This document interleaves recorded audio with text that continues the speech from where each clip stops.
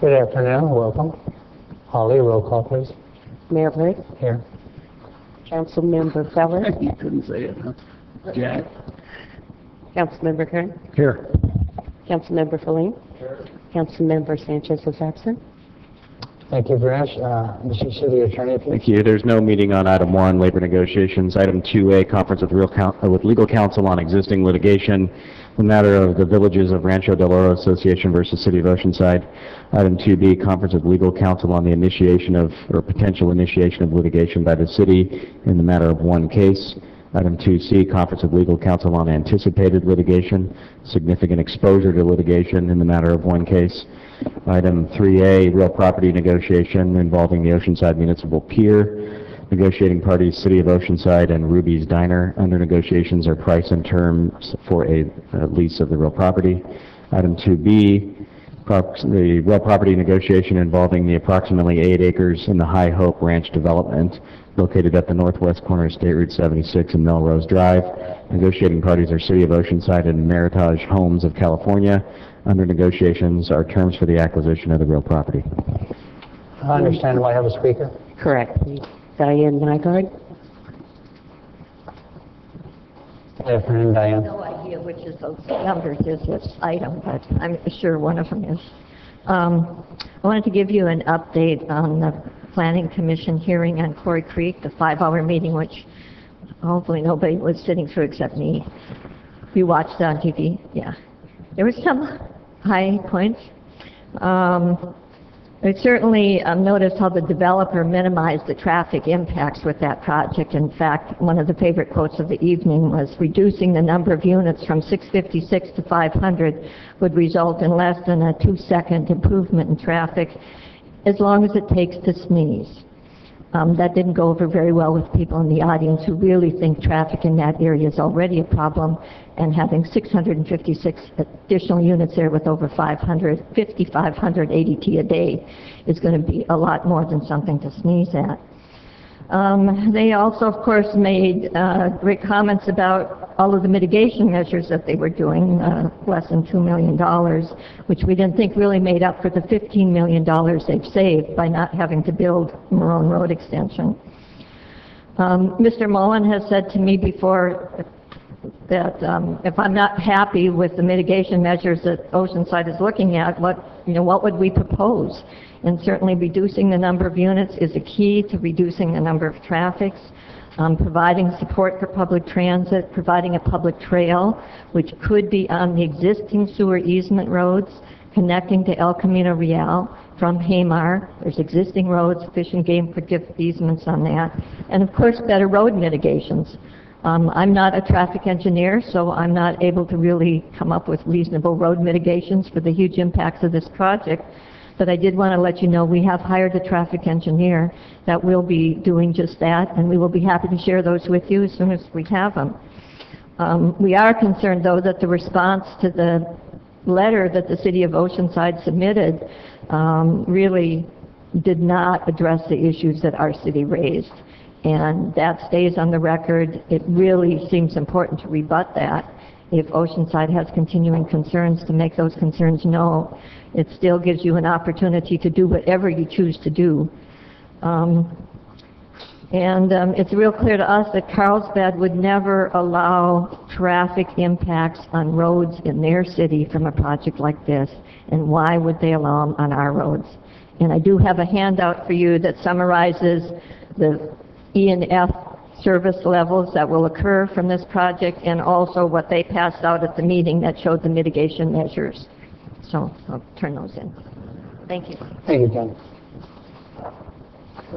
Holly, anybody else? That's it. Okay, thank you very much. We'll adjourn to closed session.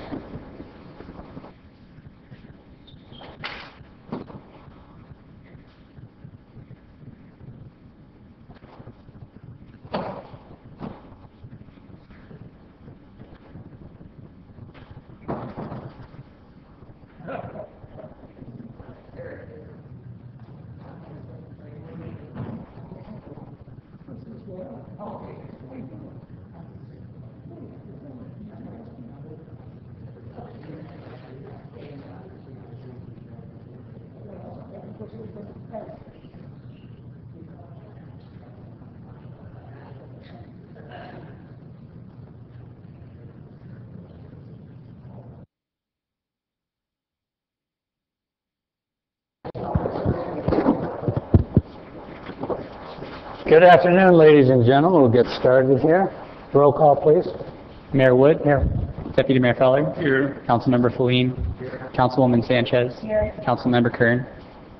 Present. Thank you, Mr. Clerk. Consent calendar, please. Consent calendar items 4 through 17. Do we have any public pulling any items? No public at this time. How about council? Pull item number 8. I wish to vote against that. 8, okay. Any others? Move approval for the balance. Thank you. Second that. Any other comments? If not, please vote.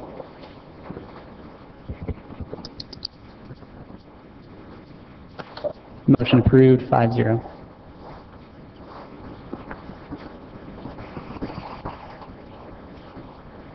Mayor, did you want to just voice my no vote on item number 8? Thank you very much. And that's for item 8, that's all? Yeah. I'll move approval for item 8. Thank you. With that, comments or public? No public on item 8. But would you like me to read item 8? You can. She already made a comment. Go ahead. Okay, here it is. City Council approval of a property use agreement with New Singular Wireless PCS LLC to use a portion of city-owned real property at 3471 Cannon Road for telecommunications purposes for a minimum total revenue of $360,183 for a 10-year period plus a one-time payment of $30,000, approval of budget appropriation of the $30,000 to the information systems operating account, and authorization for the city manager to execute the agreement. Thank you very much. Any other comments from council? If not, please vote. Did somebody second it? Oh, okay.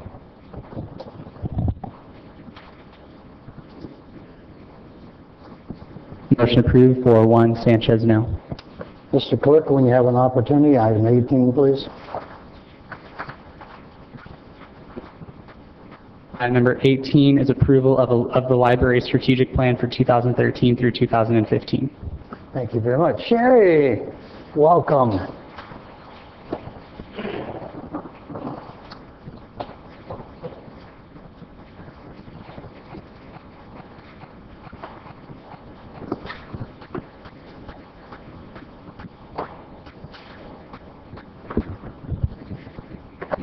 Good afternoon, Honorable Mayor and City Council members.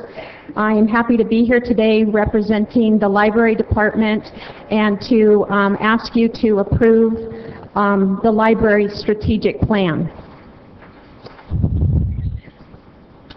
This plan was a result of many months of hard work by a variety of people, and I just would like to review briefly with you the planning activities that took place. We did a literature review.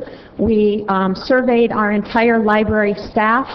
We did a SWOT analysis with the entire library staff as well as our community planning committee. We had input from 4 key groups throughout the entire process, and that was our Library Board of Trustees, which 3 of them are here with me today.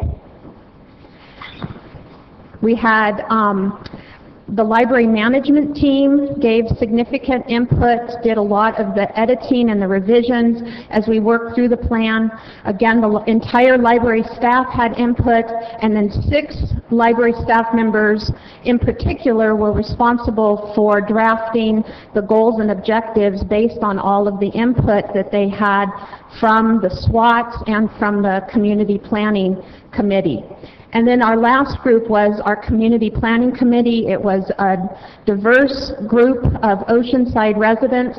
They were selected based on their involvement in the city of Oceanside and what they knew about the city, not particularly what they knew about the library, but what they knew about the city and what they could bring to the table to give us vision for the city of Oceanside for the next 10 years and what the library could do to help with that. So the key elements that came out of all of this planning that really drove then our new mission, our new vision, and our goals were the following things: that we wanted to promote literacy and a love of reading, that we wanted to support intellectual freedom, we wanted to welcome the community, we wanted information access for all, we want to celebrate diversity, we want to build strong partnerships, foster a healthy democracy, and we want to adapt and innovate. And so that led us then to a new vision. And that vision is that the Oceanside Public Library will be the cultural heart of Oceanside, empowering the community by promoting literacy, information access, civic engagement, cultural inclusiveness, and openness to new ideas. And our new mission is that we want to engage, inform, connect, and inspire. A brief summary of our goals. These are our 6 large overarching goals, and then within each one of these goals are other goals and objectives that we plan to work on over the next 3 years to move our library and our city along. So our first goal is to cultivate a more literate Oceanside. Number 2 is to empower Oceanside to access information. 3 is to be Oceanside's safe and welcoming destination. 4 is to celebrate a diverse Oceanside community and awaken a sense of cultural belonging. Goal 5 is to deliver high-demand materials to spark Oceanside's imagination and to foster exploration of new ideas. And then our last goal is to promote civic participation within Oceanside. We also knew that in order for us to be able to do this, that we needed to look at ourselves internally as an organization. And the managers spent several sessions going through some different worksheets and exercises to determine, were we ready to embark on this new strategic plan. And part of the exercises were to answer some questions, and in anything where we answered no or it wasn't clear, then the idea was that we needed to look at some organizational competencies to bring us up to the place where we want to be. So in these areas here, we have 1 or 2, maybe even 3 different objectives or competencies that we need to work on, and there's a list here for you. We know we have external partners. We need to formalize that. We need to look for more and just continue to grow that. Our finances, we know that we have the budget that the city provides for us, and we know that we have to live within those means. And so we need to look at ways to reallocate our own resources within our department to do the different things that we want to do. We know that we could do more or help formalize some fundraising efforts through our friends and our foundation, and we want to look at doing some of that.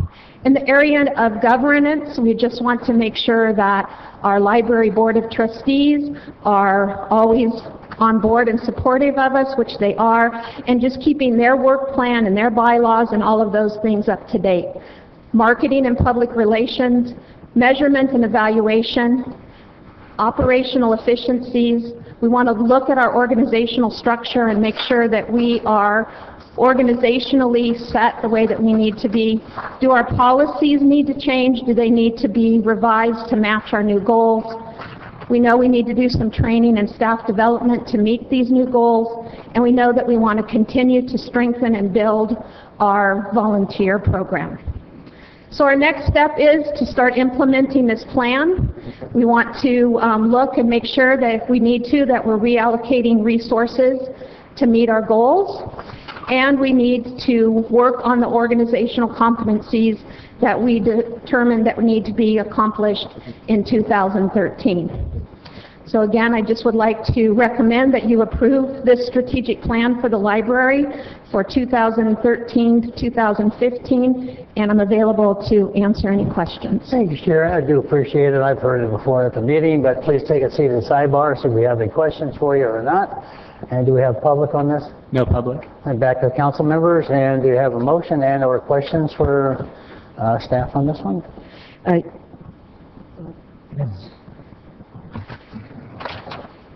I'm going to move to approve the library strategic plan.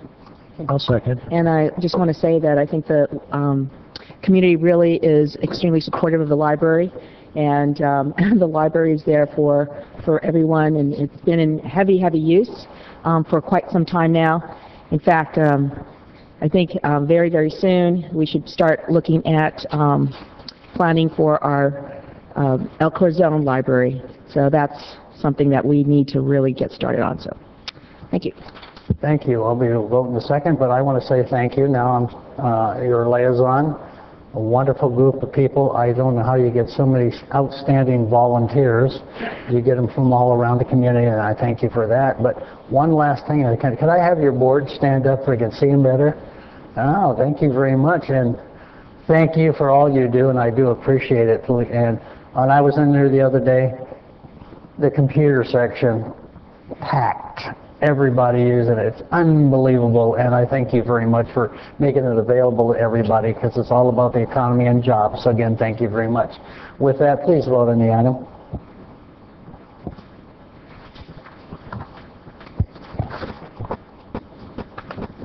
Motion approved, 5-0.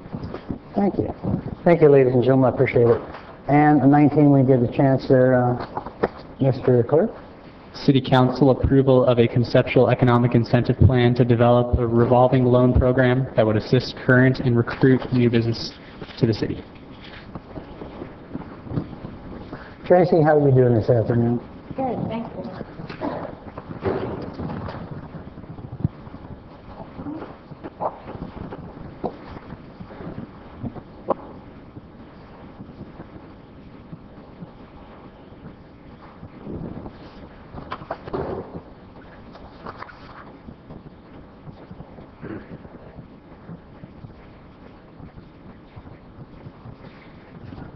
Good afternoon, Mayor, Council members. Tracy Bolin, Economic Development Manager. I'm here to talk to you today about developing a revolving loan program for Oceanside, and I will be presenting the concept for the program today. The purpose of the program is to offer a financial incentive for businesses to locate in Oceanside, to market Oceanside as a business-friendly community, and to bring jobs to Oceanside, which would help to increase our jobs to housing ratio, and to try to attract biotech and high-tech industries to this city. The program goals are to retain existing businesses, assist startup businesses, and help businesses that want to move into the city. The funding criteria for a business to be considered for a loan includes they must create new jobs or save existing jobs. The business must be visitor serving, restaurants, or manufacturing, including biotech and high-tech. Businesses must be physically located in Oceanside, must be compatible with city zoning, city regulations, and economic development goals, and must be a for-profit business, and also must meet intangible factors like personal character, business practices, experience, and years in the particular business they want to open. I am asking for the use of $500,000 in one-time general fund money. The programs offered will include a microloan, meaning smaller loans from $10,000 to $30,000, which banks do not issue currently because of the cost for such a small loan. Gap financing will be used to leverage additional capital to make loans at a more competitive rate and easier to fund, and will include targeted tenant improvements, construction loans, equipment loans, permanent financing for buildings. Oceanside does not have the expertise in-house to approve financials and administer the loan program, so I contacted the San Diego CDC Small Business Finance Group, who has conceptually agreed to do the loan intake, loan processing, issue funds, and service the loan. The fee for this service will come from the applicant with a 1% loan origination fee and a 0.5% monthly service fee. No new city staff will be hired to run this program.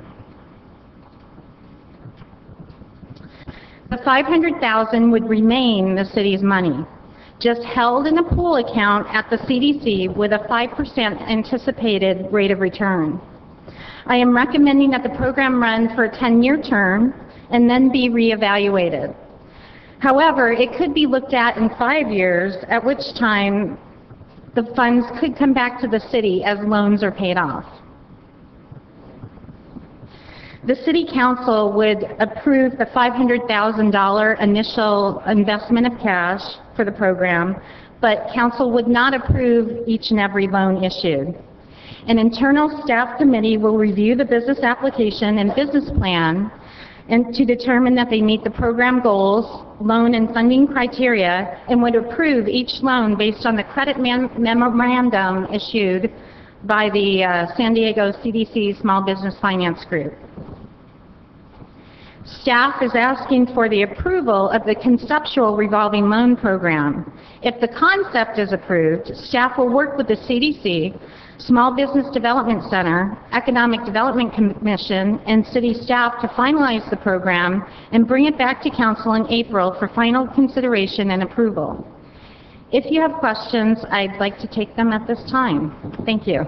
Thank you, Tracy, very much. Let's have a seat at the sidebar. Have any questions? So let me find out, is there public on this? There are two public comments on this. First, we'll have David Neidiger, second we'll have Ken Layton, and you have 3 minutes to speak at the podium. Honorable Mayor, members of the council, David Neidiger. I'm the president and CEO of the Oceanside Chamber of Commerce. When Tracy first called me on the phone and told me about this program, I was pretty excited about it for a lot of reasons. One, there is in fact a real need for the small businesses to be able to find a source of relatively inexpensive money to do not very big jobs. As Tracy mentioned, most banks won't touch a loan less than $100,000. And a lot of times it's just that $20,000, that $30,000 that could separate a business from being successful to going under. That's the last thing we need in our city, so I'm really pleased with that. One of the things that I would, and she's included it partially there, but I would like to ask that we take a long look at the ability of these folks so the loans aren't going to be defaulted on, make sure that they can in fact repay them back. And also, if maybe there's not a need, the economy changes around and the money is just languishing there, that it be looked at after a certain period of time and brought back into the city. The business community, I feel, thinks this would be an outstanding opportunity for the city of Oceanside to show that we are, in fact, a business-friendly community. Thank you. Thank you, sir. Hi, Ken. Hi. Ken Layton, 1109 South Nevada Street. About a year ago, Councilman Kern said the city of Oceanside was not going to be in the TV business anymore, and that KOCT was not going to keep getting handouts from the general fund. Fair enough. But now I am told that the city is considering handing out money to people who want to start up their own business. First, how do you decide which business and which person gets this handout? Who's the business czar who decides who should have whether we should have a gift shop or a restaurant? Then we hear about the CDC volunteer or whatever it is who's going to decide that this person is solvent. Well, what skin does a CDC person have in the game? If the person defaults on the loan, this CDC person is not even an employee, he's not even part of the city of Oceanside. For 5 years, I have been paying the city of Oceanside money I raised through sales tax. And now you're telling me that you want to hand out some of this money to others who can't get their business off the ground. Really? I've got a great idea. Instead of handing out money to people who can't get their business off the ground on their own, how about you fix the potholes on Industry Street? Or how about you fix the lights near 415 Grant so the landlord can't complain about the city being negligent? How about you get the kids off the street by reopening Marshall Street Pool? We had to close down libraries, but now all of a sudden the free money fairy comes out of the sky with all these gifts from God. One good idea I think would be constructed is that if you are a business starting up in Oceanside, how about you waive the huge fees that those of us who started the business had to pay and let them pay it off as the business evolves and gets older. I think that would be a wonderful compromise. I'm really missing the so-called Republican bent of this council. You want to use eminent domain to take over people's homes. You wasted 40 grand on a special election last year just to have it a few months earlier, and now you want to hand out cash to businesses who are lucky enough to talk you into it. Welcome to Oceanside, where our Republicans talk like John Wayne, but they walk like Barney Frank. Thank you. No more public on this item. Thank you. With that, we'll come back to the council. Councilmember Sanchez, please. Thank you, Mr. Mayor, and thank you, staff, for bringing this forward. I'd like to put this in the perspective of our budget discussions and the fact that this year we feel pretty good. We were able to roll over basically the budget from last year into this year. Next year we're anticipating perhaps a $1.7 million gap. We don't know, but certainly that we have to be mindful of ensuring that we are going to be able to continue to provide the level of service to our residents that they expect. One of the issues that was brought up, one of the critical funding issues, is the bathrooms at the beach, and this is something that we're struggling with in terms of providing funds. And I have to say that if we were in a better financial situation and we actually had money to put into it, I would probably consider partnering, say, with a bank, and saying we want to provide, help provide this gap, and continue to allow people who are bankers, who know the business, to do this. We're not in the banking business, and I don't feel comfortable doing this. But however, if we are in a position to spend a one-time amount of $500,000, I think we should consider spending it in a way that's going to impact more people, such as the bathrooms. So I think that I would prefer to see that as the direction that we go. If Mr. Weiss, we do have the luxury of spending $500,000, investing it in fixing our bathrooms. Honorable Mayor, Council, the money we've identified is one-time money. Right. And so if you want to spend it on the beach restrooms, which was a priority for you last week, you certainly could give us that direction. We would then add, we're already looking at the beach restrooms to find a way to fund them in the next year's CIP. If you allocated this money to it, that certainly takes that pressure off, and we would then move forward, do the design for the amphitheater restrooms, get them entitled, and then come back to you with construction plans. That sounds like something that will hit us all, including the businesses, because we want tourists to come and spend their money, and if we continue to put the bathrooms off, that is going to continue to make us not look as good, say, as another beach. So I'd rather us do that. The other thing is that we are going forward on Coast Highway improvements, and boy, that would go a long way to sprucing up Coast Highway. That would be another thing that we could do for businesses and community as a whole. But I think the highest priority at this point are the bathrooms, and that's where, again, I thank you very much for bringing this forward. But I feel like we have to be in a better position financially, and then come up with a program where we're not going to have to do the banking parts of the background checks and all that. And I know it's a very hard thing to do. What is it? Half the businesses don't survive second year.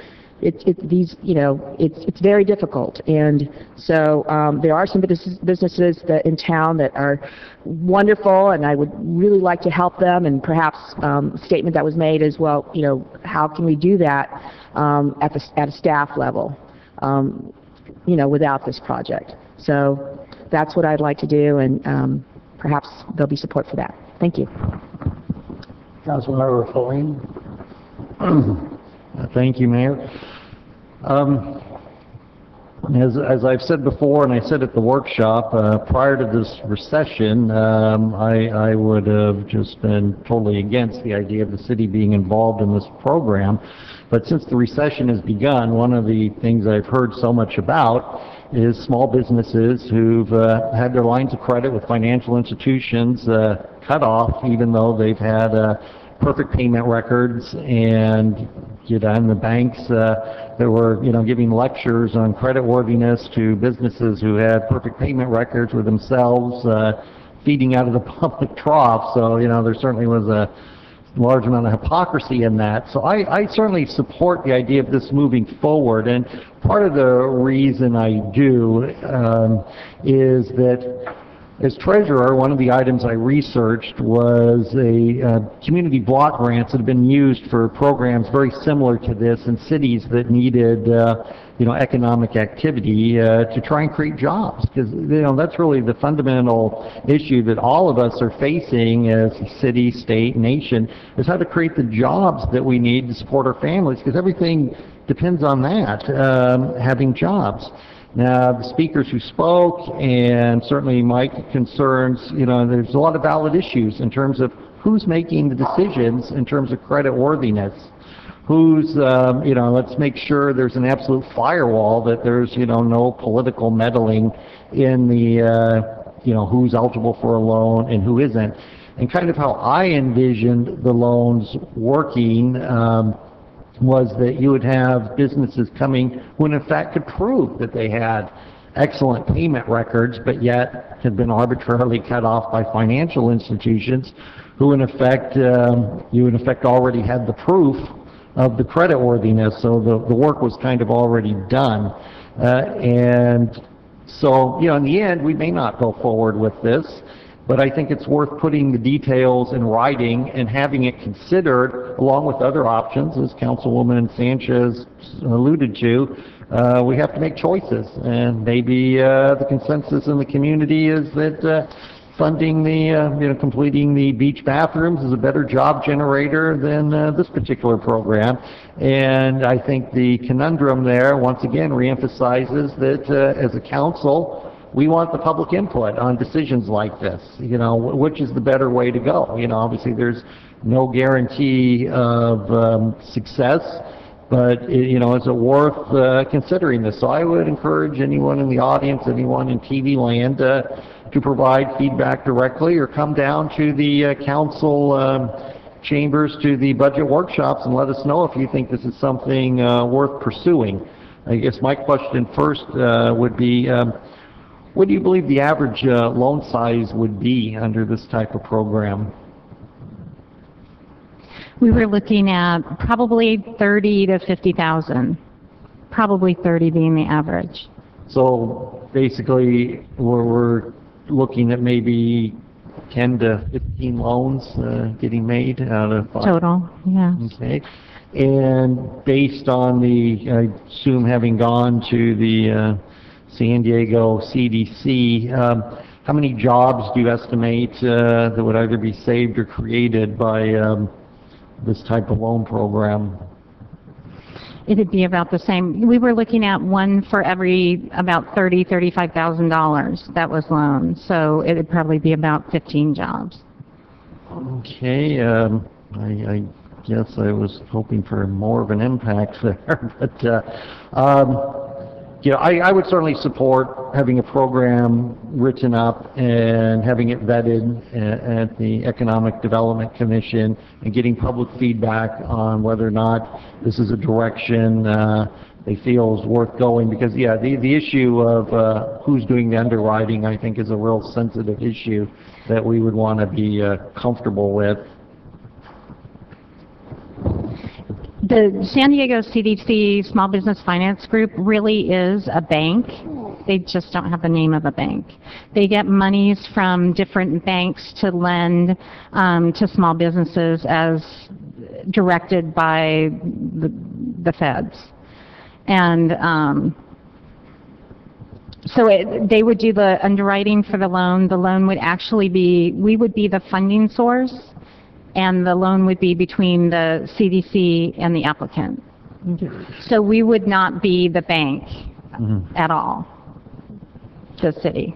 Okay. I do want to add, from the research that I did and the original research, Jimmy Knott actually did some of the original research on this, but I followed up with several cities who had programs like this that went back all the way to the 1980s, and they basically have funded new loans with the proceeds from, the old loans, and they certainly seem to have come up with a successful model to address the underwriting issues and default risks. So it can be done, and it has been done out there, and I think it is worth looking at and getting community feedback on.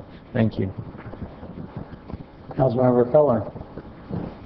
Thank you. What you're looking for here is just a recommendation to move forward on the concept, if I'm not mistaken. You don't have the details. While it did say in here that this, in our backup, that the council would have no input whatsoever on the loan and Right, not on the the individual loans. processing and who gets them and none of that. Although here today, if you wanted to look at the concept based on the outline I also provided on the 21st through a pass-through memo, at the total amount of $500,000, the years that you would look at it, whether you wanted to go to a 10-year period or a 5-year period or something less, and as repayments came in, the money would come back to the city. Any terms or suggestions that you have today would be helpful in bringing the real program forward. Well, I definitely, I mean, I applaud Ken for staying in business 5 years, and it's not an easy thing. And you know, had this, I don't know, it wouldn't have been much different for me. I stayed in business 10 years, but this is an opportunity for people that have that creative thinking, that want to be their own boss, want to provide jobs. I think just the concept is intriguing to me, and I think we should go forward with it. So I would move that we move forward with the concept for this economic incentive plan. And you know, I think there's other money that we can consider for restrooms and those types of things. So I think we should, you know, at this point, just we're approving the concept, and we're not spending the money right now. So. Okay. Thank you. Councilmember Kern. Thank you. I've been struggling with this for about a week. I mentioned it last week. Is this what government does, become the banking business? I understand the idea that we want to create jobs, and this has been a really tough few years about creating jobs. But and I'm still struggling. Is this the best way to do it?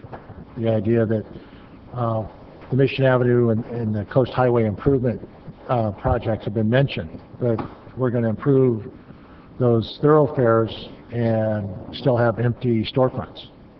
So how do we actually help get those storefronts open? And this might be a program to do it.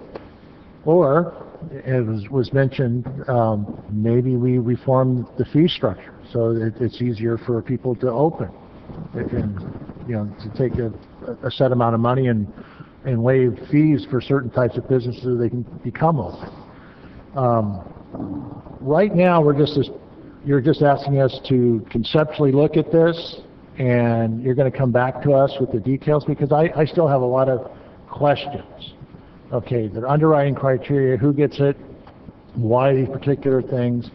So I don't mind the concept right now in a way, but I'm still philosophically opposed that the government gets in the banking business. And maybe, you know, I will look at some of the, in the interim, look at some of the research that Councilmember Feline has had in these successful programs, because I want to see how the one in San Diego worked.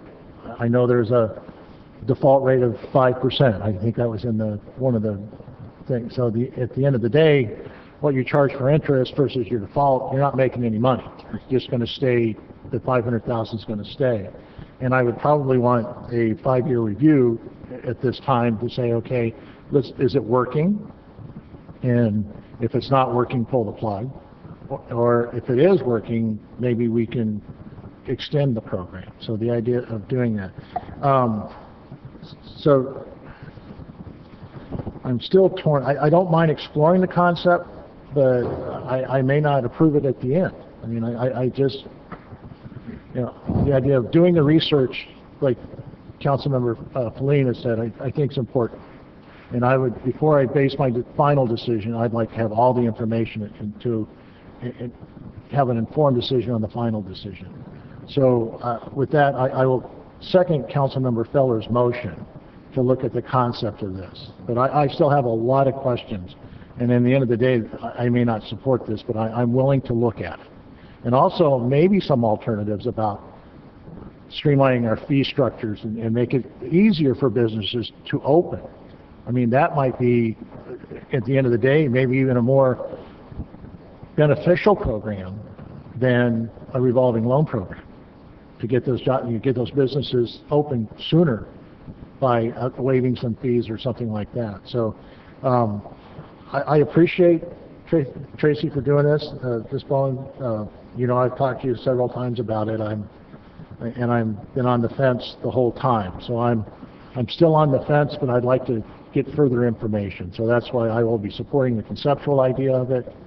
But again, once we have the final of what it looks like, what it feels like, what it tastes like thing, then I may not support it at that time. So, thank you. City Manager. Honorable Mayor, council members, what we're presenting to you today is the concept. What we bring back to you is going to be the formal and complete loan program.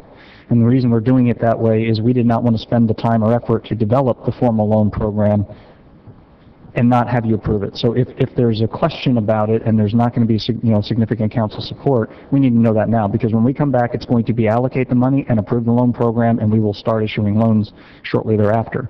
If you're not interested in the program or you think there's a higher priority for the money, we certainly can proceed further. It'll be the end of March when we bring it back to you. But if the issue are the restrooms, based on your conversation last week, a higher priority, today would be the day to do that so that we don't go spend a lot of staff time and effort to develop the formal loan program and then one, it not be approved, or two, you not fund it. So, I mean, that's why we're asking today. So if there's concern, we certainly can put the loan program together. It'll be just staff time coming back to you. But really, if you're pushing for, looking for a funding source for the amphitheater restrooms, it's going to compete either with this money or with some other one-time funds that we hope to receive in the next 60 days. Thank you. Mr. City Manager, my question to you and Tracy, or both of you, is that I certainly think there's a need out there for this. I truly know that, and I've been approached, and I know that the city manager approached by some of the initial starting fees for some companies coming to town. That certainly concerns me, and I'd certainly like to help support it. Now, for the rest of the people in the audience here on TV, $500,000 is a lot of money, but in the scheme of a city, it's not. As a matter of fact, it looks like it's not very much money being given to this particular project in the big scheme of things. My problem is, when I heard about this and from Tracy and other people, certainly I thought that any way we could help businesses that are here or future want to be here by any way that we can, either be financially or how we look at, like Mr. Layton said, maybe the initial startup fees and stuff are something we have to look at again. This is something that's been really active here in the North County with all the cities and all the mayors, trying to bring businesses here to town, trying to make it easier for businesses. The problem I had, and I think I want to explain this, is Councilmember Sanchez pretty well put a nail on one item, which is the beach bathrooms. I have like a 2 or 3 page list of things that I like to see the money used at.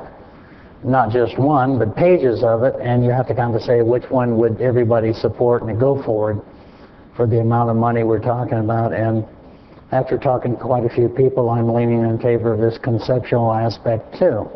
I do understand when the city manager says yes or no now, don't waste time. I still understand that there's people that have approached me personally and businesses that want to come to town that might need a little assistance. This may not be that much, but it'll be some assistance, and going along that line of, like we've talked about in the North County, trying to help businesses come to the North County, if not just Oceanside, the North County. So I'm going to lean in favor of this, but like I say, beach projects, bathrooms, and probably 2 or 3 other dozen items, this money could help. But you have to sit there and say, which one do you want to do it with? And quite frankly, after talking to staff and some other people, I kind of leaned to support it, but I had to explain that to the public because Mr. Layton brought up some good facts. You know, a lot of things in the roads and other things that need fixed. I'm also surprised because we have a council majority that didn't want to be in the mobile home park business. That's why we sold it. So now we're going to be in the other business of banking. Kind of a catch-22 there, and I understand it. So with that, I'll just see what everybody finishes up. But I could have put it on 24 different things and used the money on, but getting feedback from staff, this might be helpful. Back to you, Mr. Kern. Thank you, Mr. Mayor. And I'm going to withdraw my second. You know, I just don't think government should be in the banking business. I think we're here to supply services to people, and one of those services, whether it's beach restrooms or potholes or something like that, that we can work forward with that. I just, conceptually, I just can't see us being a funder of this particular item. I understand small businesses are struggling, and I was past president of the Chamber of Commerce. I understand what businesses are going through. But also, you have to look at what the city of Oceanside's been through and what we've been putting. We finally have some money that we can do something with. So the idea of doing it, because we might not have this opportunity in 2 years. The economy may turn around, may not. It may just be stagnant. This may be the new normal, high unemployment, and we're just going to have to be stuck with this. But the idea that we have pensions coming up, we have health care issues coming up, our projected budget deficits in the out years are high and getting higher without any real way to mitigate those. So I just, philosophically, I just can't bring myself to do this. The concept's good, but I just can't bring myself to support this time, so I'm withdrawing my second. Mr. Flame.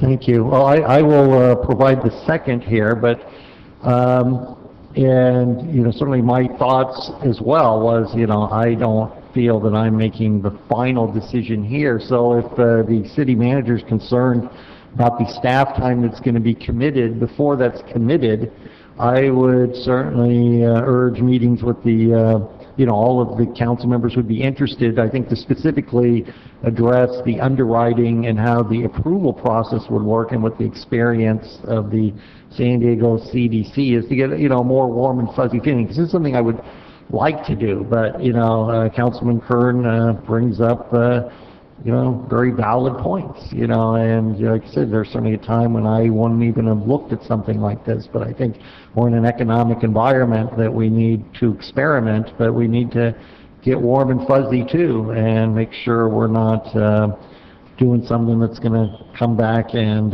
burn us. So if that can be done, that people get the meetings, and then at a future meeting we can pull the trigger if people are more comfortable with it, and if they're not, based on public feedback from this point, we can pull it without without any real loss of staff time. But I think it's something that's worth exploring and seeing if we can make it work.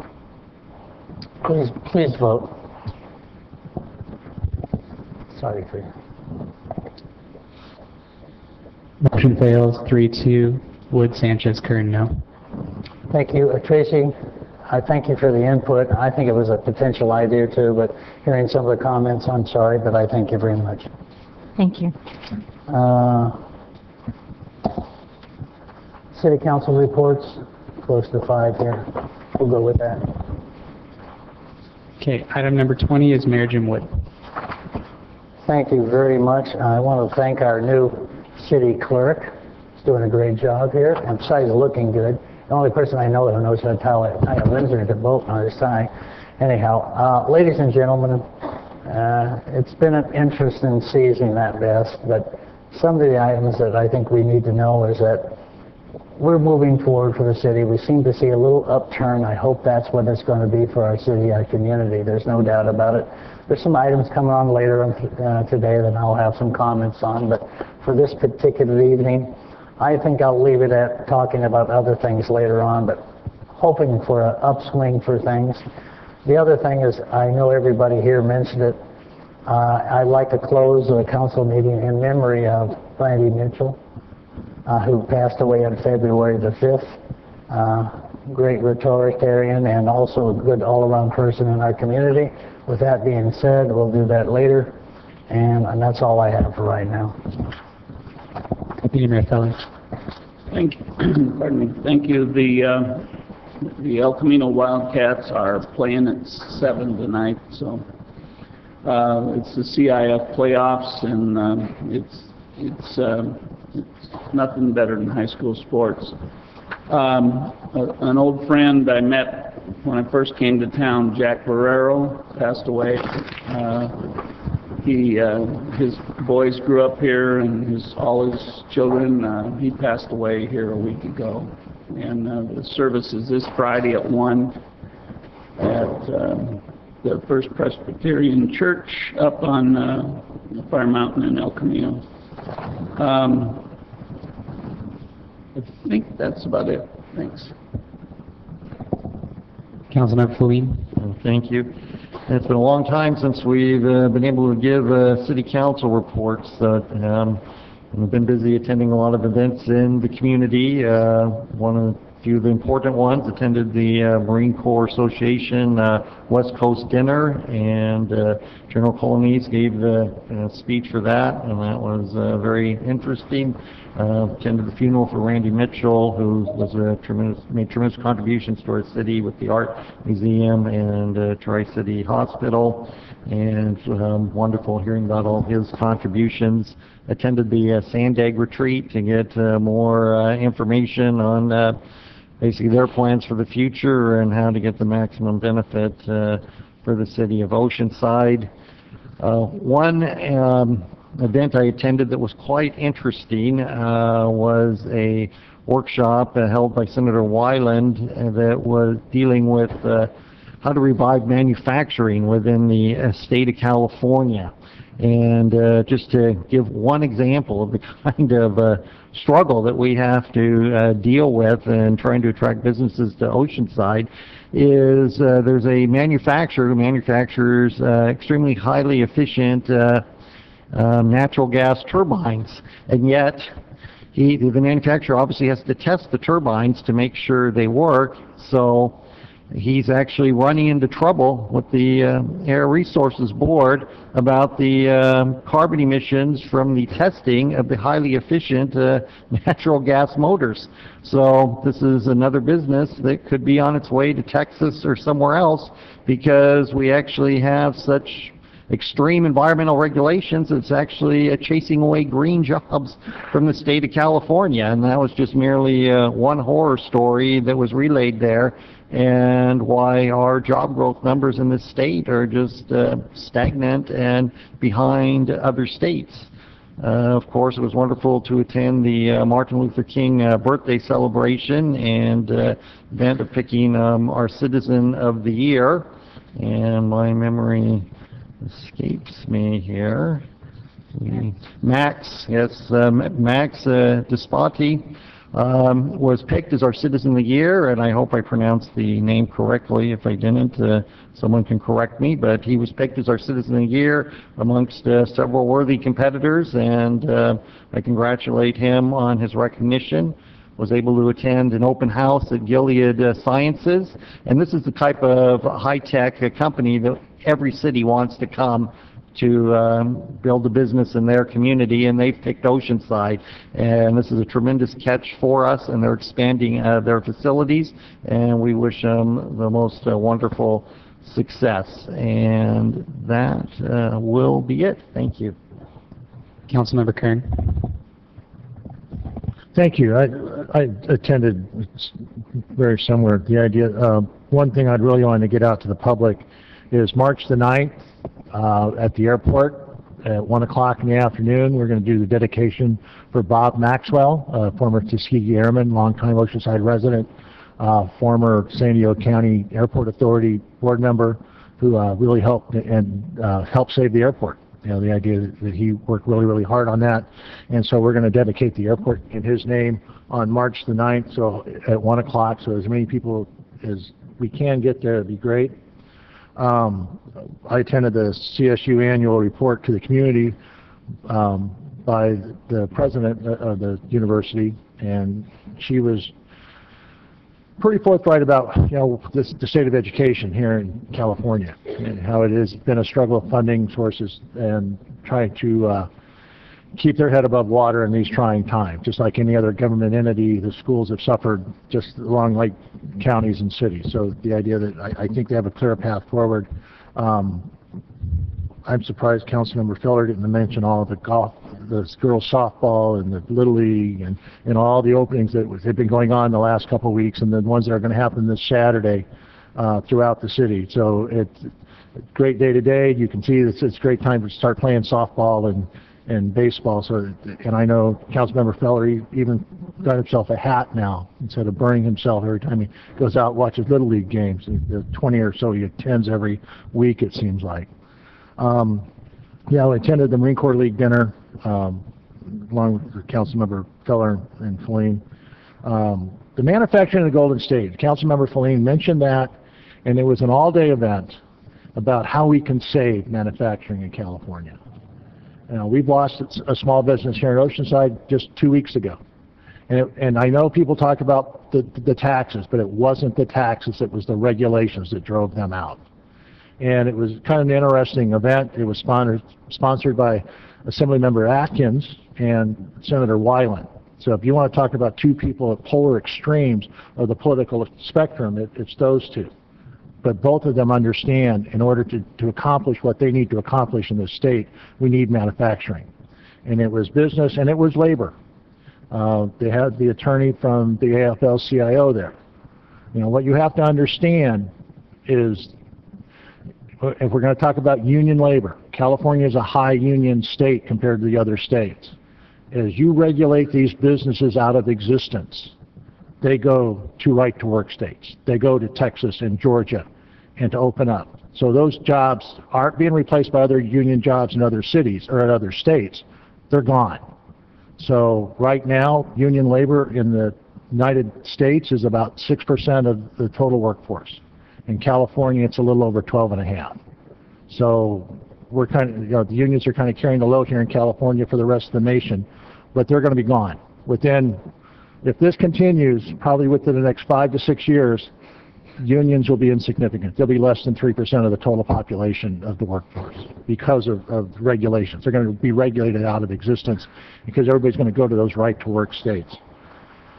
And actually, Councilmember Feller gave away the awards at the enlisted recognition dinner last Friday. It was nice to see all the Marines out at the base and sailors, since we have a sailor here, their achievements over the year. So anyway, and then this morning I attended the Family Resource Center open house and mental health services just up the street here, and what a great job they've been doing for the community in helping people with mental illnesses and families that are in recovery. So that's about it. Just March the 9th, mark your calendar, Oceanside Airport, Bob Maxwell Field, 1 o'clock. Councilmember Sanchez. Thank you. And we did all go to the annual Dr. Martin Luther King prayer breakfast that was down here at the Beach Community Center, at the Junior Seau Beach Community Center. And the winner of the Civic Award, the Dr. MLK Jr. Civic Award, is Max Disposti. I think you left out an S or something. But anyway, Max has done so much for the North area, the North County. Max is the director, the executive director for the LGBTQ Resource Center. He's from Italy originally, and came to United States wanting to make a difference in the world. There was a really nice write-up about Max in the Coast News. Thank you very much, Coast News, for doing that. I don't know if you did it having, so hoping that he would be considered and possibly win, because that story came out before the breakfast, but certainly gave a lot of us some background on Max and how motivated he is to make a difference in the world for all of us. Max, one of the statements that he talked about that I thought was really touching is that he came here and started making a lot of money and was working really, really hard, making a lot of money, and then he got a call from his mother and his mom from Italy, and she said, well, you know, Max, so, okay, you're working a lot, but what have you read? So I don't have time to read. Okay. And it gave him a chance to think about his life and saying, you know, priorities. And so for Max to have worked so hard to establish the LGBTQ Center, which has become, you know, very successful. Their annual gala, I believe this is the second annual, is coming up. I'm sorry, I don't have the date right now, but it's equality for all. And that's the one thing that I'm really, really proud of here, of the residents in Oceanside, of this community, that we are such a diverse community and that we support each other in such a big way. And you know, I wasn't going to say anything about jobs and labor unions, but what is happening here in our city with the first of 5 blocks that is being constructed, with the management, the developer contracting with the management to do the construction job. They imported 80 workers from Arizona. That means that 80 Oceanside residents are out of work. And on top of that, that money is going to a different state. I think our emphasis should be right to work for our residents, for our community, our kids, and creating jobs for our residents. That's what I thought I was doing, is creating jobs for us. And I know every community struggles, but if we're doing this much and putting this much, investing this much in our community, it should be about, you know, our kids and our families getting jobs and working and making sure that they can put, you know, along with putting food on the table, making sure that their kids are able to go to school and not worry that, you know, their parents may be out of work and not being able to pay the rent. So this is a complicated issue. I think that we here at City Hall should be about our community. I know that there are a lot of policies out there, and we don't tend to, you know, since we're city council members, we're not in Congress, we're not the state legislature, but we are here. And I think that together we can make a huge difference in attracting jobs, in you know, creating more, you know, actually building in our commercial versus turning them around into residential.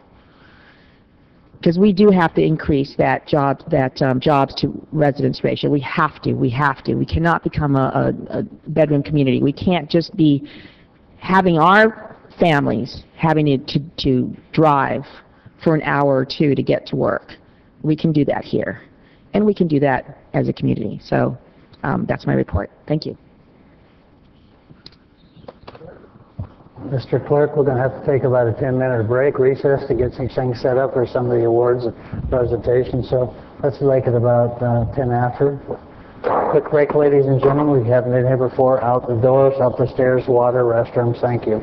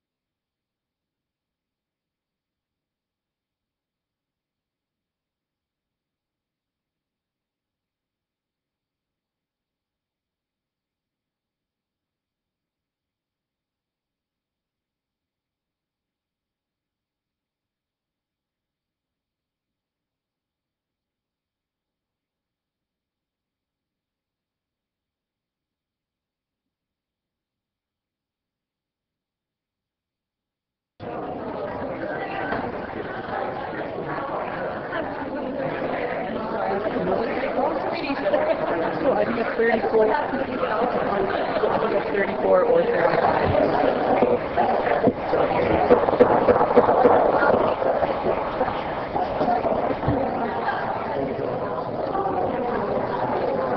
Good evening, ladies and gentlemen. Sorry.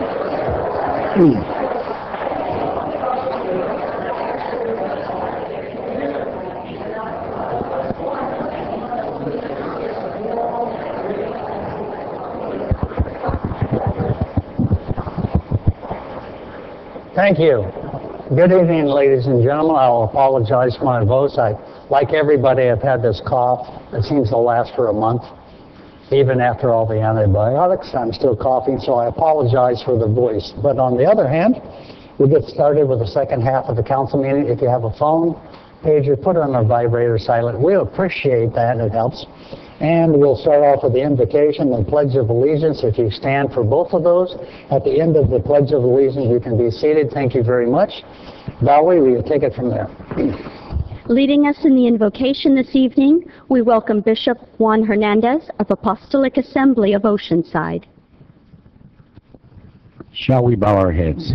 Heavenly Father, we come before you, asking for the blessing upon our mayor, our council members. Bless our military, bless our law enforcement, and especially bless all the residents of this beautiful city. We ask that everything be done for your honor and glory, and all the proposals and all the plans that are going to be presented this afternoon be for your honor and for your glory. In your precious name, amen. Leading us this evening in the Pledge of Allegiance, we have members from the San Diego Humane Society of North County. We call forward at this time Athena Davis, Kristen Reinlasauter, thank you so much. Sergeant D. Peterson, Kara Sheps, and Andrew Burno.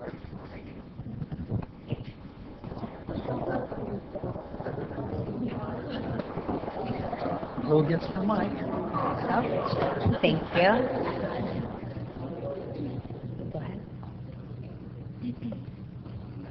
Ready? Begin. I pledge allegiance to the flag of the United States of America and to the republic for which it stands, one nation, under God, indivisible, with liberty and justice for all. You may all be seated at this time. I'm Athena. I'm the Happy Coordinator for the San Diego Humane Society, and I just wanted to, a little closer, just wanted to say a quick little announcement. We are pleased to announce that we are now offering twice weekly spay and neuter services to the Oceanside community at our North Campus. We launched this initiative on World Spay Day, which took place yesterday on the 26th. We met our goal, spayed or neutered over 100 animals, and are so excited to be offering this service to Oceanside. And we encourage anyone who's interested to contact our guest relations team for more information about that. We did bring 3 of our available dogs today, so we're going to have each of our team members introduce their pup. Hi there, I'm Kristen. I'm a RVT in the medical department at the Humane Society, and this is Blake, and he is a 3-year-old Schnauzer mix who is available for adoption. Hi, I'm Kara, and I'm an adoption counselor, and this little guy is Blackie, and he's a 9-year-old Chihuahua mix who's also available for adoption. My name is Andrew. I'm a guest relations representative. Right here I have Cody. He's a 9-month-old Chihuahua mix, and he's available for adoption as well. You don't want to say anything? Ladies and gentlemen, this is really an honor to have me here. If you haven't been down to the Humane Society, they have 2 of them. The one with has the off-leash park. All the dogs are at. Go down there, check them out. They're wonderful. Then they have their cat and miscellaneous, I call them, bunny rabbits, whatever, over there by the airport. It's also a fantastic, just to walk through it and see all the animals, that's a possibility for you. Please, they need homes that are wonderful. You'll find out that these adopted animals live and last longer than the purebreds, in my opinion, but I thank them for being here. There's a wonderful place to see people and obviously be a mascot for any football teams. anywhere else at the Chamber of Commerce or whatever, keep that in mind as a mascot team. But I want you to thank these ladies and gentlemen for having the big hearts to have the animals down there. Go down and visit them, have a great time. And first off, if nothing else with the animals, uniformed sergeants like this are always worthwhile to go by and say hi to, and they tell you about everything that's going on. So thank you very much, and let's hear it for them.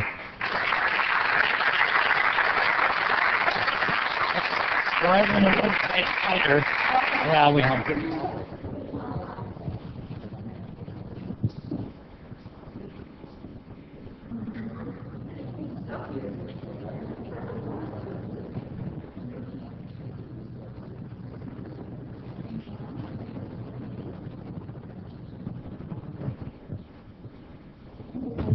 I am. Thank you all for bringing them here. Thank you.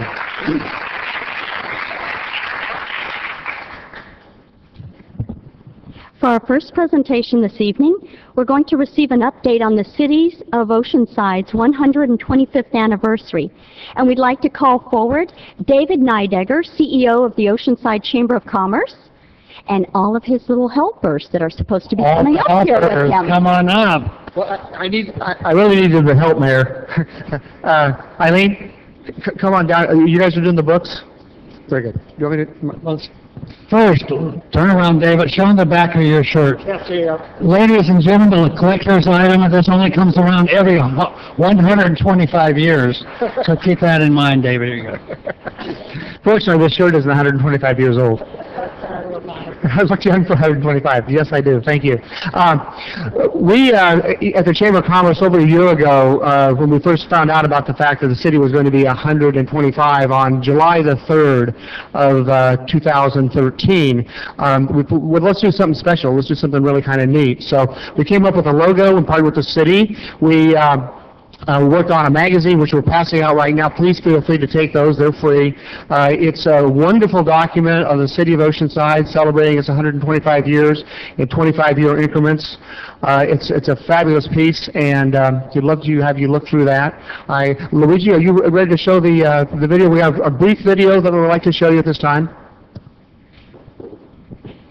The city of Oceanside was created in 1888, and this year is celebrating its 125th anniversary. Our city has a proud and diverse history, and its legacy will be commemorated with many events, historical programs, walks, and celebrations. Here are the events occurring within the next few months.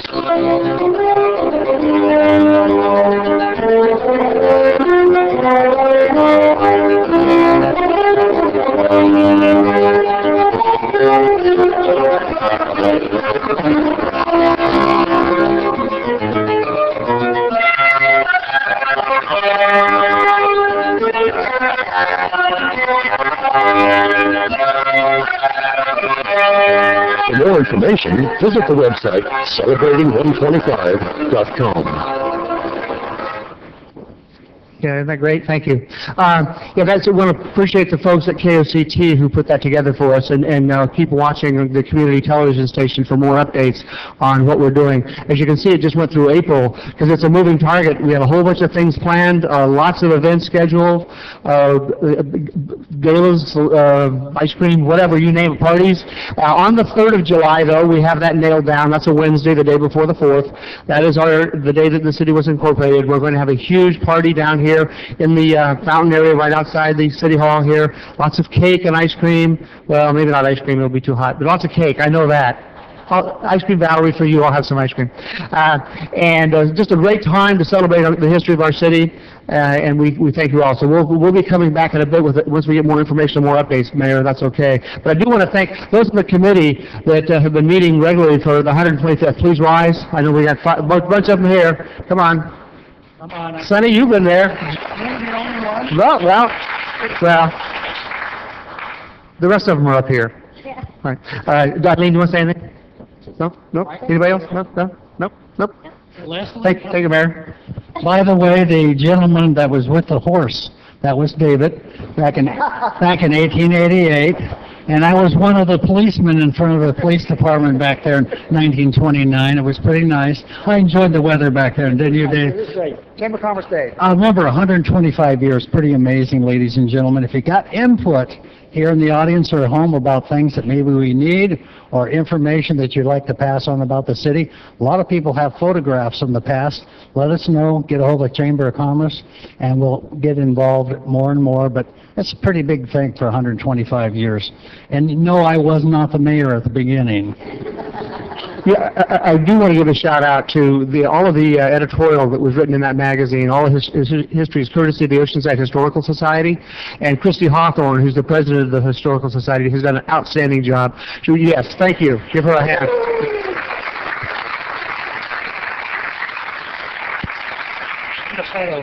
Photo. What? Photo.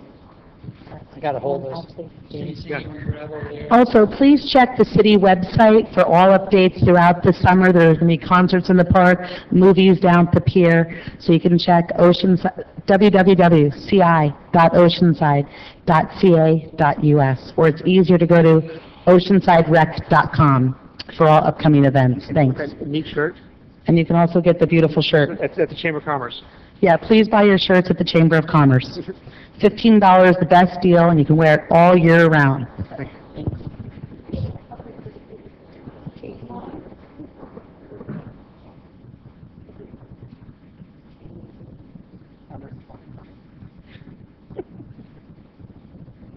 Could I, hold on one second, you for the photo, both of you. Could I have the rest of the council come up for a photo, especially with this banner? Very nice. I'm going to go to the back here, you guys. Okay, cool. Super. Thank you, Jack. All the good looking women in the back.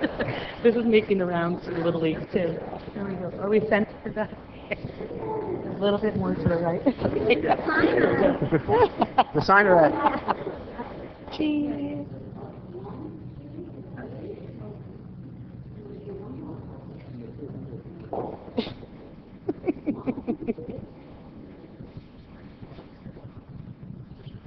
Thank Thank you, you. everybody. Thank you. Yes. Thanks, sir. Thank you. Thanks, Matt. Thank you, man. Thank you very much. Got the next thing here.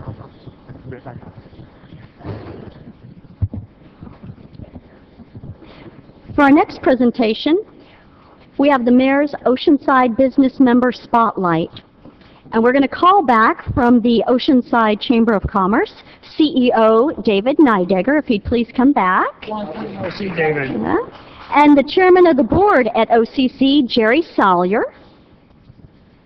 And tonight we are honoring valued Oceanside business owners, Michael and Cece Haas from We Care Bags and Media Marketing. Please welcome them.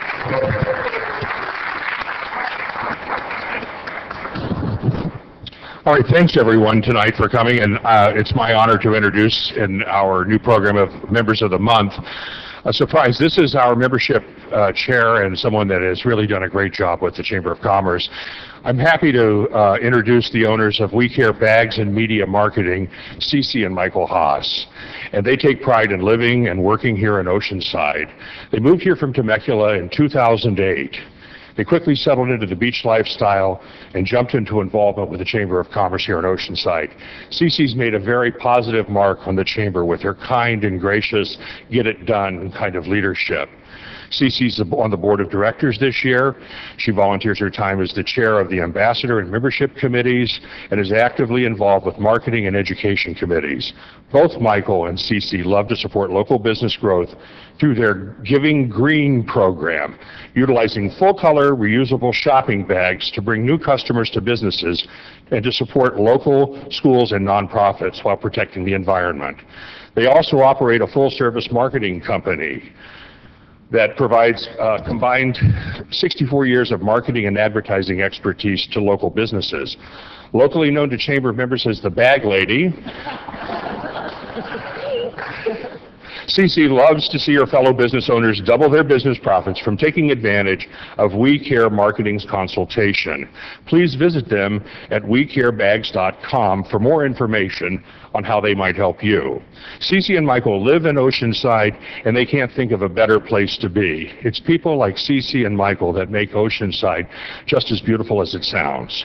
Would you please recognize our friends Cece and Michael? Thank you.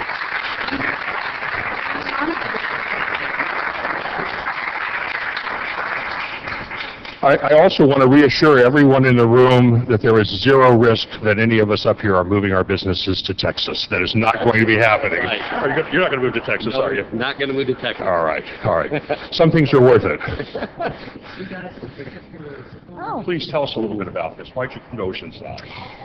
Well, when our kids moved away and we were empty nesters, we couldn't think of a better place to move, and we felt that Oceanside was a hidden jewel that had not been fully discovered yet, and we were excited about being part of that discovery. So we love, love, love Oceanside. I've been involved in many chambers, and I cannot find one that is as active and as supportive as our chamber. I love the city. I love everything about it. So we're here to stay. We just have to get 2 of our kids back down here, and then we'll all be back here. So we're excited. And Yeah. She said it all. She does introduce herself as a bag lady, and I just say I sleep with the bag lady. So 28 years and running. So. Photo up.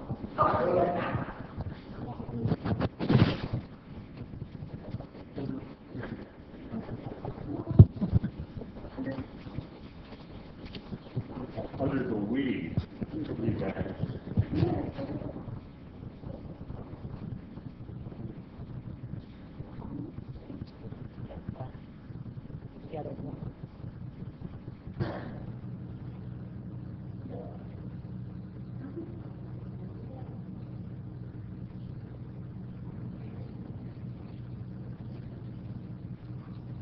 Thank you all. See you guys. Mike, thanks for being here.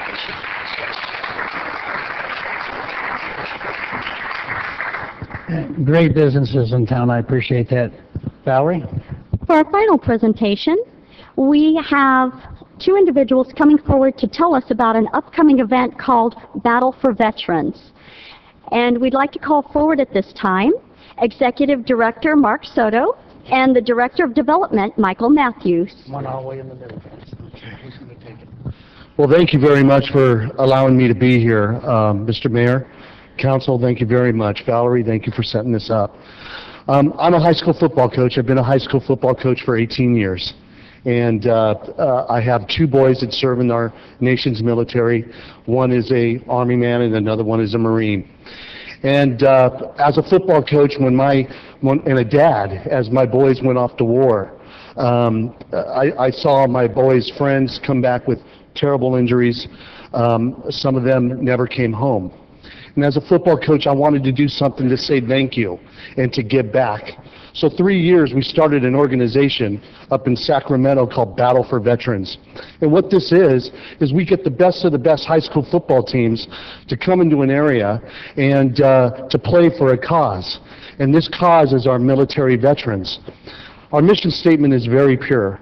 The idea is to bring awareness and education to our students, our coaches, our boosters, the people of the community, to let them know more about the needs of our military veterans. Secondly, we're working on a huge, huge job solutions program. And Esther, what you had to say about the job, coming back here to Oceanside, that's something that we're working on directly. And we're going to be going to Washington, D.C., invited by Congress to introduce our jobs program next month. So we're very excited about what we're doing, not only in the community high school level, but also when it comes to what we're doing nationwide. We are a nationwide cause. Now, what's that mean to Oceanside? We are bringing our event to Oceanside, California. We believe through the growth of this event that it belongs here. It's a military community. It's a community that is just blossoms with youth.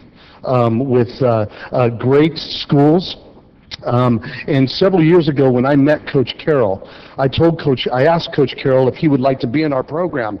And he was in our program last year, and he loved it so much that we began talking, and we said, let's bring this to Oceanside. It needs to be in Oceanside. So in 2013, in September, we are bringing 10 of the best high school football teams to Oceanside, California. We're also having a major event on the Midway that'll be occurring the night before. It's our opening ceremony, where all the student athletes will hear from wounded vets. And then the following day, Friday and Saturday, we're expecting up to 25,000 people to enter this community from all over the Southern California area. We have television that'll be coming in. We have radio. We have national media. Last year, we were voted one of the best football showcases in the nation. So we have been working with Leslie Gall in the Hotel and Tourism Department. We're expecting the economic boom to this area to be very big that week. Last year, up in Sacramento, we rented over 760 rooms, hotel rooms, and we expect to double that down here.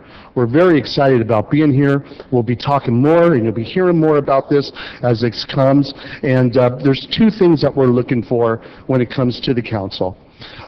We know that there's going to be not only a major economic impact here, but we also believe there's going to be a lot of traffic. And so when it comes to needs that we would like to introduce here, Mayor Wood, there's two things. Help from the police department, and when it comes to traffic control would be a major plus. So with that said, God bless you guys. Thank you so much. We're so excited. And if you have any questions, Mayor. Well, I will thank you. You're right, it's a military town. Our great neighbors to the north, the men and women out there, we certainly look as our great neighbors. This will help. I've been out with a lot with the wounded warriors, guys coming back and having injuries. They need to be recognized. They've given their all, if not more. So we appreciate you doing this. We have the booklet, the DVD, and everything here. I hope the press gets a copy of this up here too on the way out. If you need more, you can use my copy. But I thank you for that. Ladies and gentlemen, it'll be advertised, and I hope you get involved too. Thank you. Photo.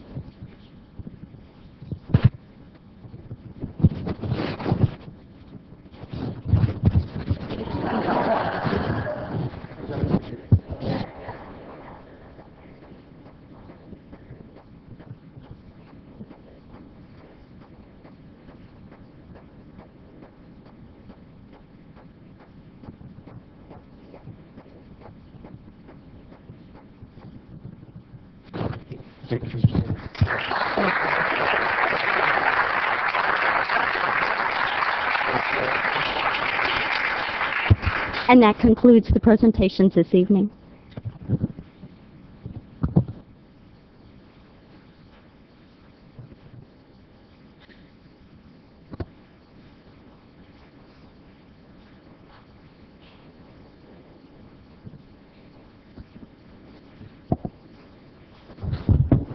Thank you, ladies and gentlemen. We appreciate your patience. It's always nice to get this information to the public.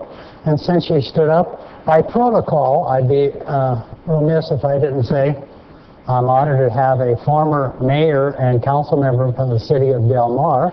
Please stand up. I'm obligated. You're one of them. Crystal Crawford. She'll be talking about something later, but thank you, Crystal.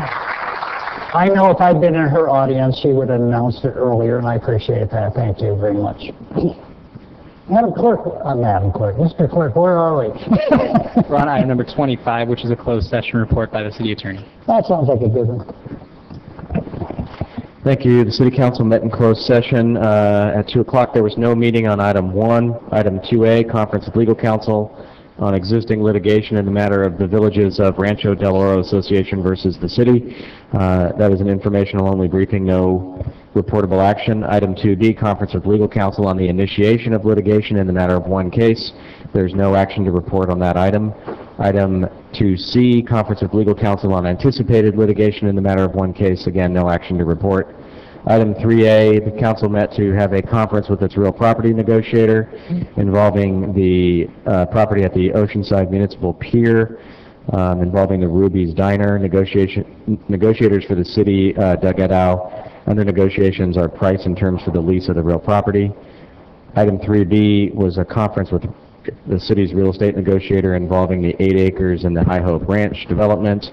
Under negotiations are price and terms for the acquisition of the property. There's no reportable action on either 3A or 3B at this time. Thank you, Mr. City Attorney. Mr. Clerk, let's try public communications 26 and 27. Yes, we have one advance request to speak by Ms. Kathy Nichol. You have 3 minutes if you can come to the podium at this point in time. Hi, Kathy.